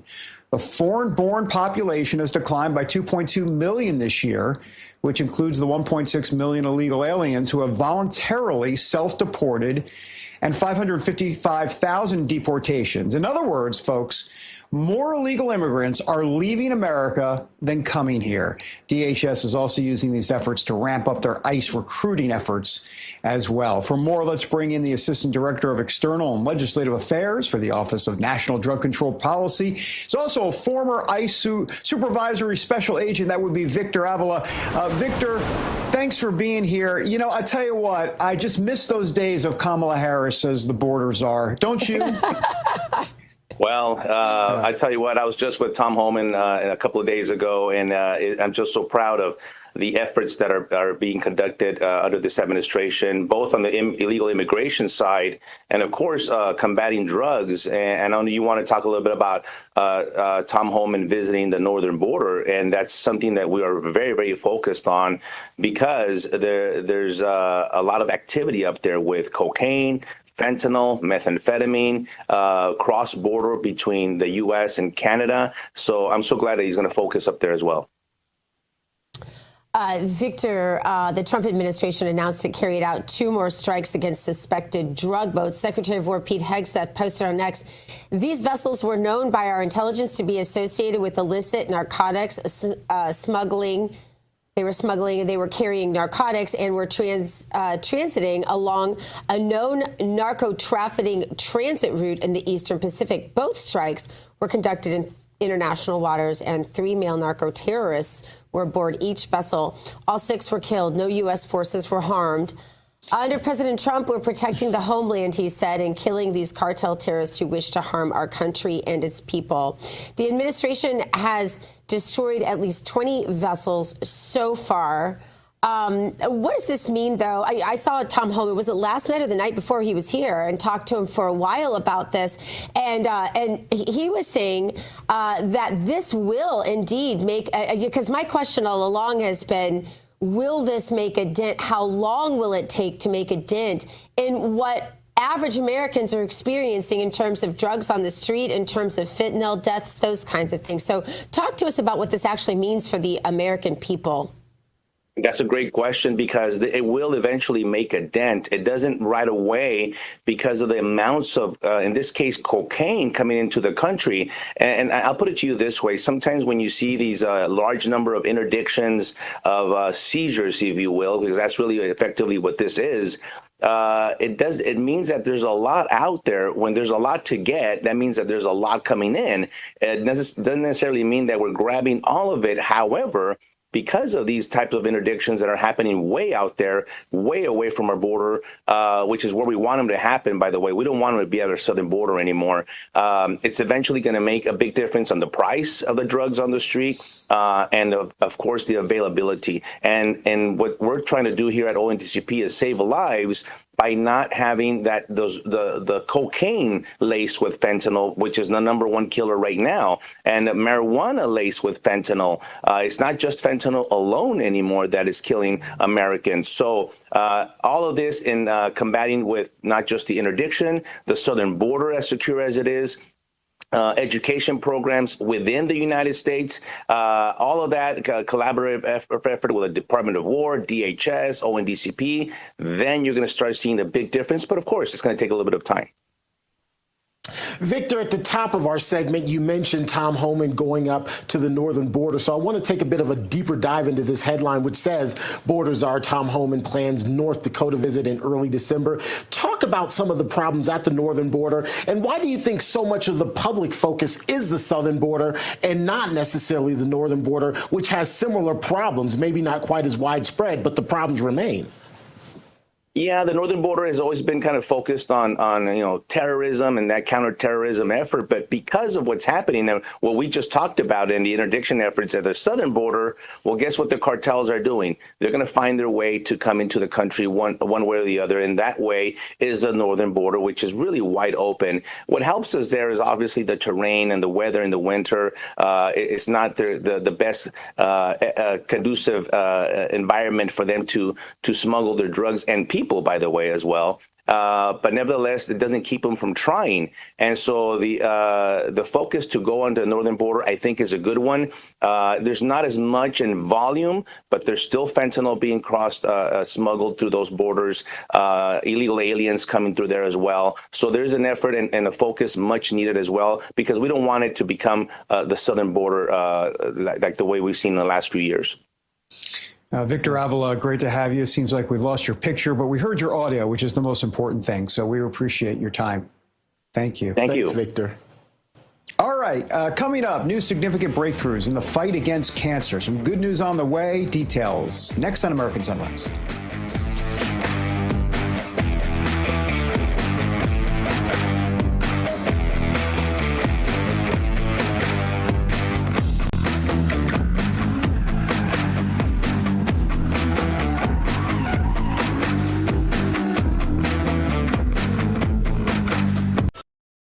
Welcome to Real America's Voice, Real Minute. Your quick look at the powerful stories of faith and freedom, inspiring audiences across the nation. Angel Studios presents.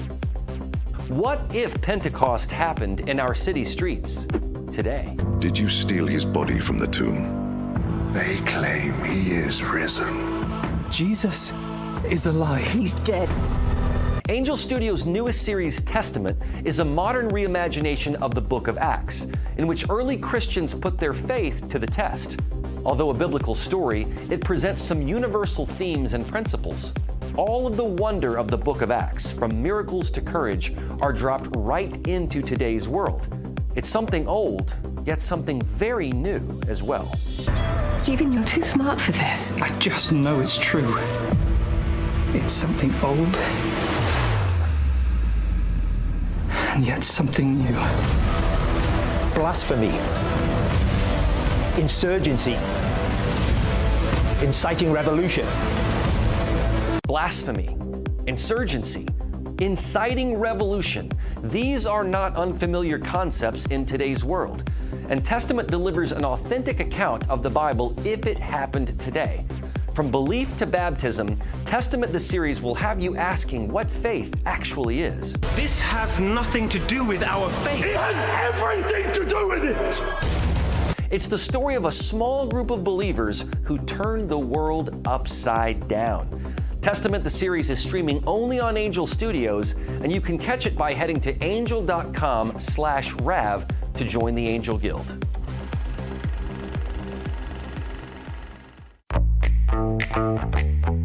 Now is the moment to put your brand in front of an engaged, loyal audience through Real America's Voice.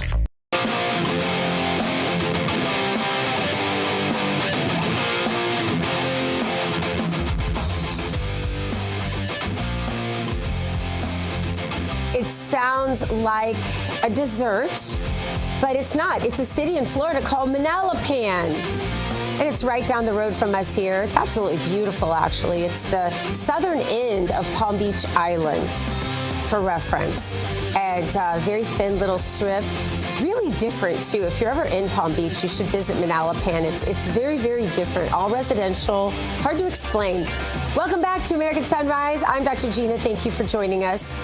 I don't know what that clamor was that they were playing in the background right now, but the song, I have a bone to pick with Terrence. The song, It Never Rains in Southern California, is a classic rock song from 1972, not by Tony. So now I've got my beef with David over pizza and my beef with Terrence over a song. But it is time for today's health news. It is sponsored by the Wellness Company. See, I do that when they're not on air with me, then they can't say anything. It's just like silence. No one's arguing, except they're belling me down. Under the microscope today, new breakthroughs in fighting cancer. In a major breakthrough that means I won, by the way. In a major breakthrough for cancer research, scientists in Japan have developed a tiny little delivery system that helps powerful antibodies reach hidden targets deep inside of cancer cells. This team created the new nano carrier. It is made from polyphenols and natural compounds found in wine and metal ions also. Now, this metaphenolic network allows antibodies to enter cancer cells and escape cellular traps called endosomes. This discovery, published in the Journal of Controlled Release, could pave the way for safer, more effective cancer therapies that target tumors without damaging healthy tissue. Very exciting. So much on the horizon in terms of cancer. I research it every day because my dog has cancer right now, and I'm trying to find that miracle cure that I know is out there. It's a new administration in Washington, D.C., and it's brought a lot of positive changes when it comes to fixing our broken healthcare system. The reality, though, there's only so much the government can do, and if we really want to make America healthy again, it's going to have to start at home with each of us, and that is where the Wellness Company comes in. You see and hear from their doctors all the time on this network. You know their products are the gold standard when it comes to keeping you safe and healthy. The Wellness Company gives you the opportunity to be sure you're prepared for whatever happens with their series of prescription medical kits. These kits have an assortment of life-saving medications and guidebooks that tell you how to use the meds in the kits. Additionally, they offer a variety of products from parasite cleanses to methylene blue to weight loss, even cancer protocols, and so much more. These can help you stay healthy and live a longer, more satisfying life. Make America healthy again starts at home. Do your part. Protect the health of yourself and your family. Go to twc.health/RAV. Give it an order. That's twc.health/RAV. Use the promo code RAV. It'll save you 10%. David Brody. Yes, it will. Sing it. You know, should I really sing it? There's really started off 7. It never rains in Southern California. I can't. We better keep our day jobs. Progress. We need to move on. All right. I'm a progressive. I'm moving on. I'm progressing. Now to the swamp, where even though the government shutdown is over, funding questions remain. So there's a government watchdog group, and they found that nearly 800,000 federal workers are pulling in six-figure salaries, and payroll for federal workers is outpacing its size. The organization's called Open the Books. It tracks these matters closely, and it lays out how the federal workforce has gotten bigger and more secretive since 2020. Right now, by the way, we have nearly 2.9 million civil service workers. They make about $270 billion annually. For more, let's bring in the CEO of Open the Books, John Hart. John, you're doing such important work there with your organization. Tell us more and why and what we need to understand going forward as to why this is so crucial to America writ large. Well, thanks for having me, David. Look, it's crucial because we've got a $39 trillion national debt. We're now spending more on interest payments on the national debt than we are on defense. So a nation that spends more on interest payments on debt than defense doesn't stay great for very long. So we've got to get our really minds wrapped around the problem. And one of the indicators is that the federal workforce itself is growing far faster than the private sector. So we've shown that over the past 4 years, the federal payroll rose about 25%. Now that's 33% faster than the private sector. And again, we looked at 2020 to 2024. So that's including the bump with COVID numbers. In other words, people came back in the workforce, yet the government still vastly outpaced the private sector. You know, this year wage growth is maybe 1%. But federal wage growth over the past 4 years has been 25%. That is not sustainable. It puts our freedom at risk. And our founders understood the connection between the individual and the state. Thomas Jefferson said, the natural order of things is for liberty to yield and government to gain ground. We've got to take the money back from the government and make the argument that every dollar saved in Washington is a dream realized somewhere else in America. Because when you take money out of the private sector, you make people work harder, you take money out of the hands of entrepreneurs. We want to give that money back so we can create more wealth and prosperity. John, it's like Doge 2.0, what you're doing. Whatever happened to Doge at government? There's no talk about it anymore. Did it just, they decided we're just not going to cut government or worry about the debt anymore? Well, look, I spent years working for a representative and senator named Tom Coburn that David knew well. He was an extraordinary fiscal conservative. So look, there's been a movement of people that have been talking about these issues for decades. Yes. So I was elated when Elon Musk came in and brought his star power, his fame, and brought attention to the issue. But we were Doge before there was Doge. We were doing Doge during Doge. We're going to be Doge after Doge. So there are ebbs and flows when these issues get more attention than otherwise. But they affect us every single day. Every single day when the government is spending more money than it takes in, that limits our freedom, that hurts our prosperity, that handicaps future generations who want to pursue the American dream. I wish we heard John, more how do you? about I'm just curious. How do you put the genie back in the bottle? I mean, my goodness. You talked about Thomas Jefferson talking about, the fact that government, in essence, will grow and grow. What do you do? I mean, I understand you guys are doing great work, and Elon Musk gave it the old college try, if you will. But you guys are up against a behemoth. Yeah, look, David. I am very, very confident in the American idea and the American dream. I think the founders created a brilliant system, and regardless of where people are politically, the fact that we live in a country where Donald Trump can win and Jordan Mondami can win, that shows there's a strength to our system that is amenable to change. And the founders wrote transparency into the Constitution because they knew that you cannot have accountability without visibility. And I live firsthand the experience of working for a member trying to cut spending. And we actually succeeded over the course of 10 or 15 years. We cut over $1 trillion with our Tea Party colleagues. We got rid of earmarks for a decade. We cut real spending to $150 billion for the first time year to year since the end of the Korean War. And then we forced GAO to do a duplication study that GAO claims has saved $700 billion. So that's a lot of money. And transparency can cut through government like water cuts through stone. The steady flow can seem unremarkable, all the data that we put out, this conversation we're having now. But when that flow finds cracks, it can wipe away mighty walls of opposition. If you've ever had water problems in your house, you know what I'm talking about. I know what you're talking about. Transparency is a very, very powerful tool. And so I'm confident. Again, it's the slow, it's the relentless, it's the rigorous approach that we believe in that really does make a difference. All right. Well, John, in addition to wanting you to keep doing what you're doing, I'm going to come to the next party at your house. And I think all those guitars behind you, we can figure out how to play It Never Rains in Southern California and teach Terrence that is a classic rock song from 1972. John Hart, thank you so much for your time. Next time I'll be the musical guest if you'd like. Okay, sounds good. All right. David and I will sing as backup because we are amazing. That's right. Amazing. Good to see you, John. Thanks. Thanks, John. Long live Tom Coburn. Yeah, for sure. All right, there we go. That's it, you guys. Yes. Hear that, T? All right, coming up, the House is slated to vote on whether or not to release the Epstein files next week. What is the mood inside the conference? We're going to have updates on that on this American Sunrise.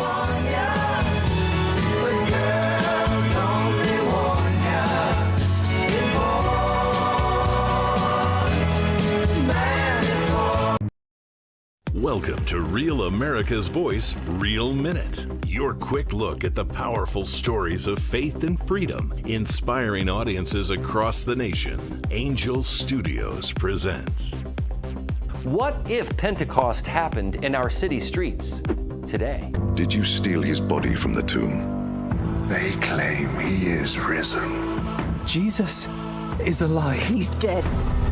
Angel Studios' newest series, Testament, is a modern reimagination of the book of Acts, in which early Christians put their faith to the test. Although a biblical story, it presents some universal themes and principles. All of the wonder of the book of Acts, from miracles to courage, are dropped right into today's world. It's something old, yet something very new as well. Stephen, you're too smart for this. I just know it's true. It's something old, and yet something new. Blasphemy, insurgency, inciting revolution. Blasphemy, insurgency, inciting revolution. These are not unfamiliar concepts in today's world. And Testament delivers an authentic account of the Bible if it happened today. From belief to baptism, Testament the series will have you asking what faith actually is. This has nothing to do with our faith. It has everything to do with it! It's the story of a small group of believers who turned the world upside down. Testament the series is streaming only on Angel Studios, and you can catch it by heading to angel.com/Rav to join the Angel Guild.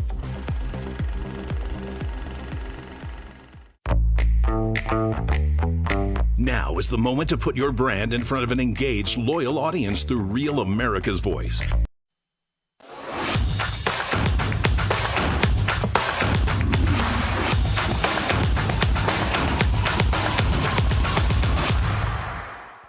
Welcome back to American Sunrise. You've had Rejuvenate coffee, and now we've taken it a step further. They now have it in a pod form. Most coffee pods just give you a quick caffeine spike and nothing else for your health, but Rejuvenate anti-aging pods are different.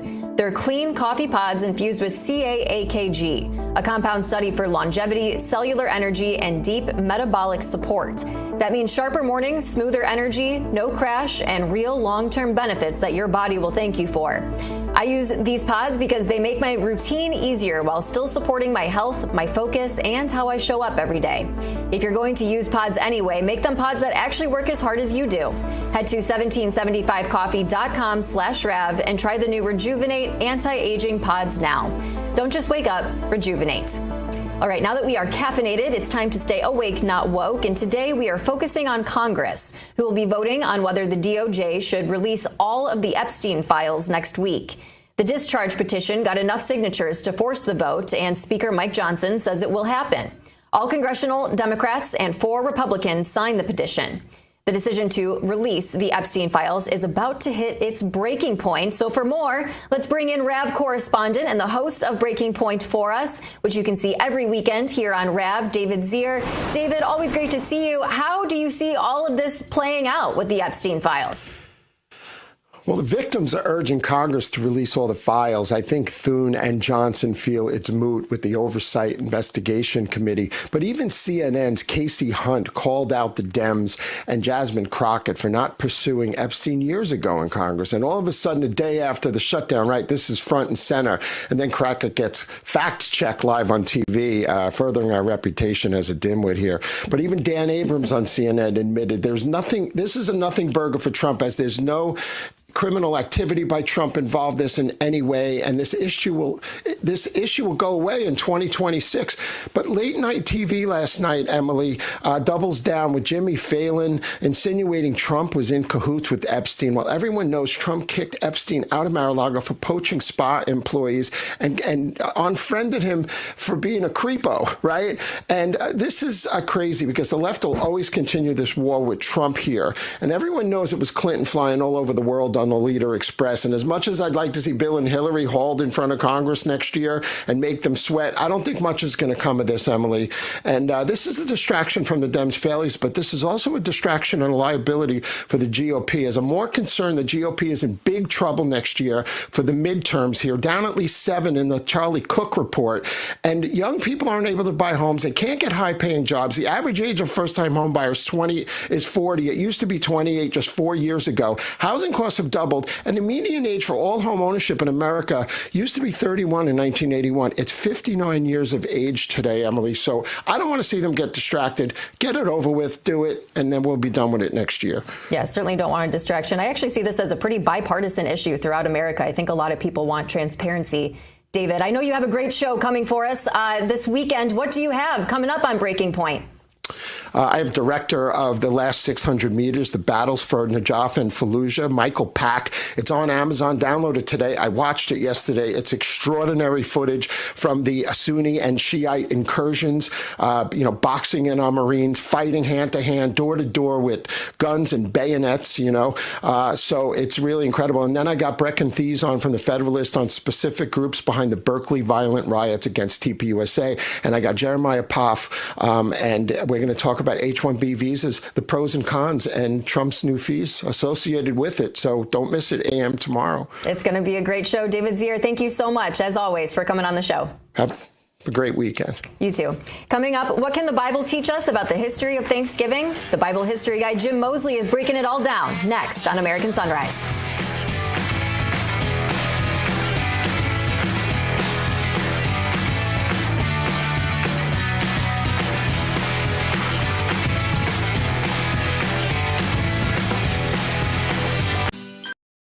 Welcome to Real America's Voice, Real Minute. Your quick look at the powerful stories of faith and freedom, inspiring audiences across the nation. Angel Studios presents. I'm Bo Davidson with this Real America's Voice, Real Minute.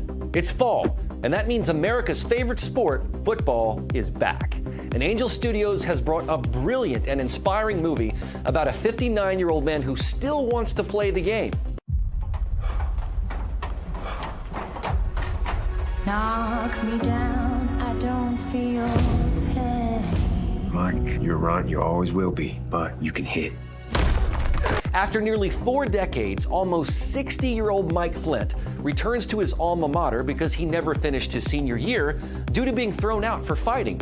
Actor Michael Chiklis, whom you'll remember from the TV series The Shield, stars in this true story about a man who has unfinished business.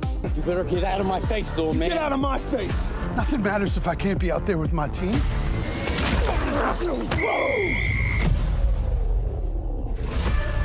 He has a chance to redo his senior year. Flint believes that we aren't defined by our successes, but by our regrets. And he says he's had a lot of them, as a teammate, as a husband, and as a dad. The senior reminds us that it's never too late to get in the game and turn things around. You can watch The Senior by going to angel.com/Rav and joining the Angel Guild, a community of like-minded viewers who want to see superb quality content. So get back in the game, relive your dreams, and head on over to angel.com/Rav.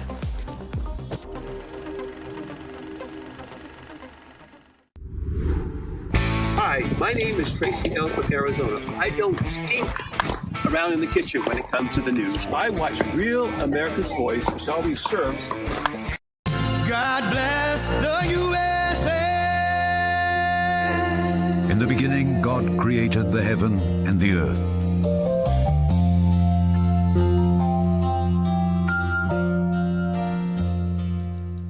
I know I say this often, but don't you want to party with that guy? Heaven and the earth. I mean, I don't know. I would. Welcome back, everybody, to American Sunrise. Time now for our moment of faith. It's brought to us by Lee Greenwood and the God Bless the USA Bible. All right, in focus today, Thanksgiving still 2 weeks away. My stomach is getting ready. We've all heard about the first hard winter and the feast that followed, but Jim Moseley has a part of the Pilgrim story that we're never taught. Before Plymouth, before the first harvest, the Mayflower herself nearly didn't make it into the New World. It took faith, foresight, and what can only be called a miracle to pull her through. So let's bring in Jim. Of course, he is one of our favorite guests here. That'd be Jim Moseley. Oh, look at this. All the books he's written. Shall we go through it? Here's a timeline. The Duke of D.C. There it is there. The appropriately titled Discovering Jesus' Disciples. And also, he co-wrote a new book with our own Dr. G called The Days of Creation by heart, teaching children how God made the world. You've got to pick that up. Go to Amazon. I've heard something about Amazon. They have everything. By the way, he's the Bible history guy, and that's why we love having him. Jim, good to see you, and tell us more. Good morning to you. Well, good morning, David. Well, listen, we really aren't taught this part. The Pilgrims didn't just start out as, peaceful settlers in black hats. They started out as fugitives. King James hunted them because they believed ordinary people had the right to read scripture and worship God directly. Now, William Brewster, actually my ancestor, hosted secret Bible studies at a home in Scrooby, England. When the king found that out, he vowed he would harry them out of the land. So they escaped to Holland. Over there, Brewster started printing Christian tracts, and he sent them all over Europe and secretly back into England. Well, that infuriated the king, so James sent agents across the English Channel to arrest Brewster. But in one of the great divine comedy moments, they arrested the wrong man, Thomas Brewer, Brewster's business partner. Well, the Dutch realized the mistake, released Brewer, and even returned the confiscated press. But the Pilgrims got the memo. Even across the channel, the long arm of England's king could still reach them. So after 11 years in Holland, they decided it's time to seek a new home where we can worship freely. And that set them on course for the New World. And for one of the most remarkable twists in the story. When they prepared to sail, Brewster insisted on bringing his printing press. It had spread the gospel all over Europe, and he thought he could do the same in America. But after their spare ship, the Speedwell, proved unseaworthy, everybody was forced into the Mayflower, and that became overcrowded. So Brewster said, look, I'll even sleep inside a lifeboat. Just make room for my printing press. But that's when a young John Alden made a key observation. Most of the press was made of wood. They could rebuild that in America. But one part could not be replaced, the massive iron screw that pressed the paper into the type. So they kept the screw and abandoned the rest. Now fast forward to September 1620. The Mayflower is deep in the North Atlantic. A violent storm hits. The bowsprit slams into a wave with the force of a cannon blast, and a huge support beam under the main deck snaps. The ship is suddenly in danger of breaking apart. Captain Christopher Jones studies the damage and says, if we could just jack that beam back up, we could save the ship. But they had nothing strong enough to do it with. And that's when John Alden remembered Brewster's iron screw. The crew hauled it out of the hold, built a timber stack under the broken beam, wedged the screw in place, and began turning. And slowly, inch by inch, the shattered beam was lifted, the bowsprit rose, the strain left the rigging, the Mayflower stabilized. They reinforced it and kept sailings.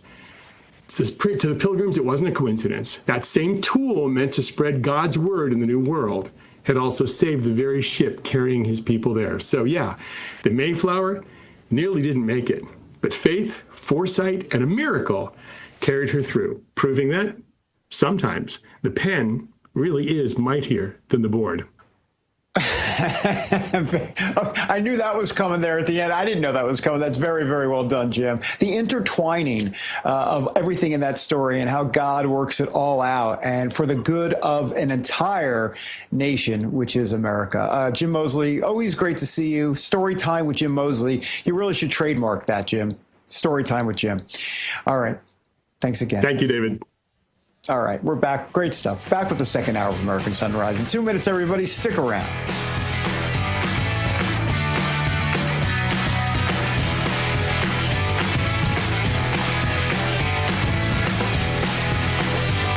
Introducing the limited edition God Bless the USA Bible, inspired by Lee Greenwood's hit song and the most recognized patriotic anthem in America, God Bless the USA. The God Bless the USA large print leather-bound King James Bible also contains America's founding documents, the U.S. Constitution, the Bill of Rights, the Declaration of Independence, and the Pledge of Allegiance, along with a handwritten chorus to Lee Greenwood's song, God Bless the USA. With its large print and slim design, this Bible invites you to explore God's Word anywhere, anytime. The God Bless the USA Bible makes the perfect gift and cherished family heirloom keepsake to pass on to future generations. Designed for an easy reading experience in the trusted King James Version translation, this large print Bible is perfect to take to church, Bible study, work, and for traveling. Order yours today at GodBlessTheUSABible.com. Welcome to Real America's Voice, Real Minute. Your quick look at the powerful stories of faith and freedom, inspiring audiences across the nation. Angel Studios presents. I'm Bo Davidson with this Real America's Voice, Real Minute. It's fall, and that means America's favorite sport, football, is back. And Angel Studios has brought a brilliant and inspiring movie about a 59-year-old man who still wants to play the game. Knock me down, I don't feel pain. Mike, you're right, you always will be, but you can hit. After nearly 4 decades, almost 60-year-old Mike Flint returns to his alma mater because he never finished his senior year due to being thrown out for fighting. Actor Michael Chiklis, whom you'll remember from the TV series The Shield, stars in this true story about a man who has unfinished business. You better get out of my face, little man. Get out of my face! Nothing matters if I can't be out there with my team.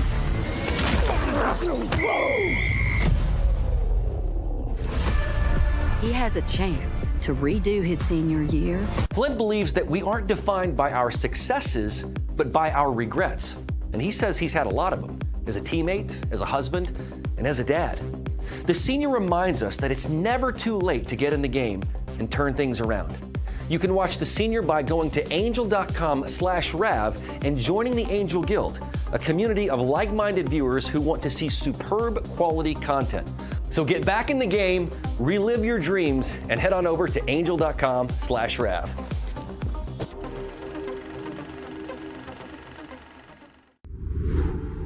Hi, my name is Tracy Ellsworth, Arizona. I don't stink around in the kitchen when it comes to the news. I watch Real America's Voice, which always serves.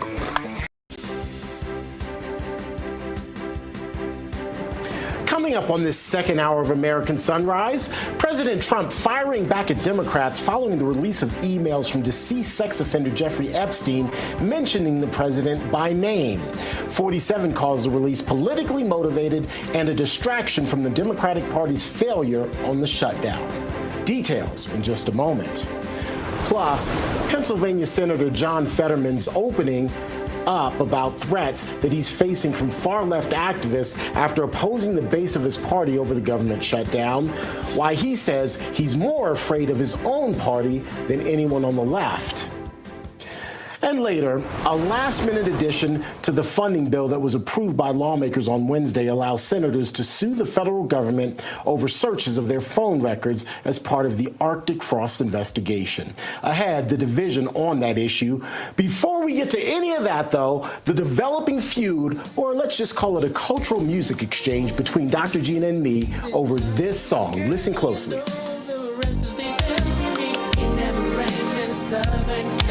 Oh, yeah. They tell me those stories and so much more right now on this second hour of American Sunrise. Good morning, America. Welcome to American Sunrise. Whether it's culture, we have breaking news to share with you. Politics. President Trump is joining us live now from Florida. We've got you covered. This is what it looks like to be a patriot. We have to protect the American family. The American dream is still alive. I'm David Brody. I'm Terrence. And I'm Dr. Gina.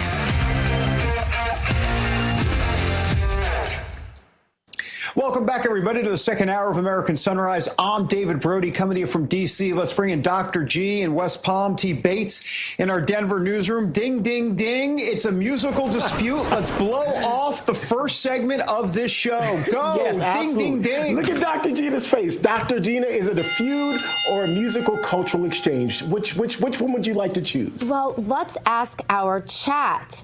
Because I haven't even gone to the chat. Okay, go ahead. You know I'm going to win here, T. It's a song, yeah, definitely. If we go to the chat, you won. It's a song by Albert Hammond from 1972. It is not by Tony.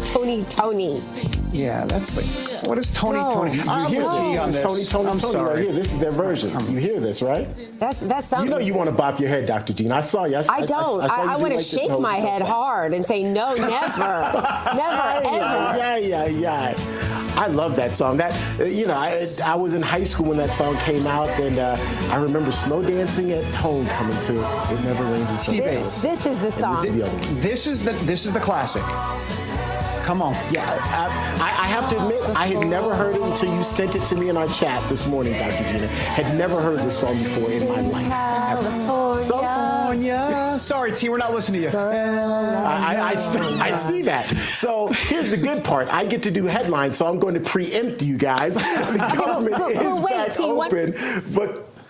Okay, she didn't even cut her mic. We have to karaoke both of them together, and then Rab ambassadors will somehow get to watch when we do the karaoke together of both songs. Ooh. That's my new plan. We'll see. There you go. We'll see what Zin says about that. One way or another. I love it. All right, really quick, let's get to these headlines. The government is back open, but there's still no word exactly when all federal workers will get their paychecks and their back pay. The White House is urging agencies to, quote, get employee paychecks out expeditiously and accurately in order to not leave anyone waiting longer than necessary. However, timing of employees receiving back pay may vary depending on which payroll provider their agency uses. And President Trump and the First Lady team up for an executive order seeking to protect young people who are aging out of the foster care system. The effort is the brainchild of the First Lady, and it creates access to health care and food security. President Trump says under this new initiative, American companies and institutions will sign pledges to invest in teaching, training, and mentoring America's youth, specifically those coming out of foster care. John Fetterman recovering in the hospital after taking a fall during a walk on Thursday. His office says he suffered a bout of ventricular fibrillation flare-up, which caused him to feel lightheaded and collapse. Fetterman suffered a stroke back in 2022, following which he had a pacemaker and defibrillator implanted in order to help manage his heart condition. That's a quick check of your headlines. Now let's get a quick check of your forecast with meteorologist Brittany Lockley of Weather Nation. Brittany, I know it's time for our hometown forecast. I saw you over there jamming to Tony's in Neverland, Southern California. I saw you grooving, girlfriend. I saw you. That is a staple on my playlist. I've never heard the other one before, but you know what? We're learning so much on Rap. It's such a good time, and I'm happy to be here. But let's get into these hometown forecasts. Now, what I do know, it is raining in Southern California, and you guys are chilly in Florida. You know, hopefully you're thawing out, Miss Toomey, because we're going to have those temperatures back into the 80s. So I hope you're happy about that. Let's take you to Trinidad, Texas, with those temperatures in the 80s. This is for Army Vet Conservative. This is over on Getter, so you can send us your forecast as well. We're going to see some rain later on in the week. And how about Roseville, Michigan? 54 degrees for today, 63 with that 40% chance of rain. And we're going to see those temperatures in the 40s, sticking around in the 40s.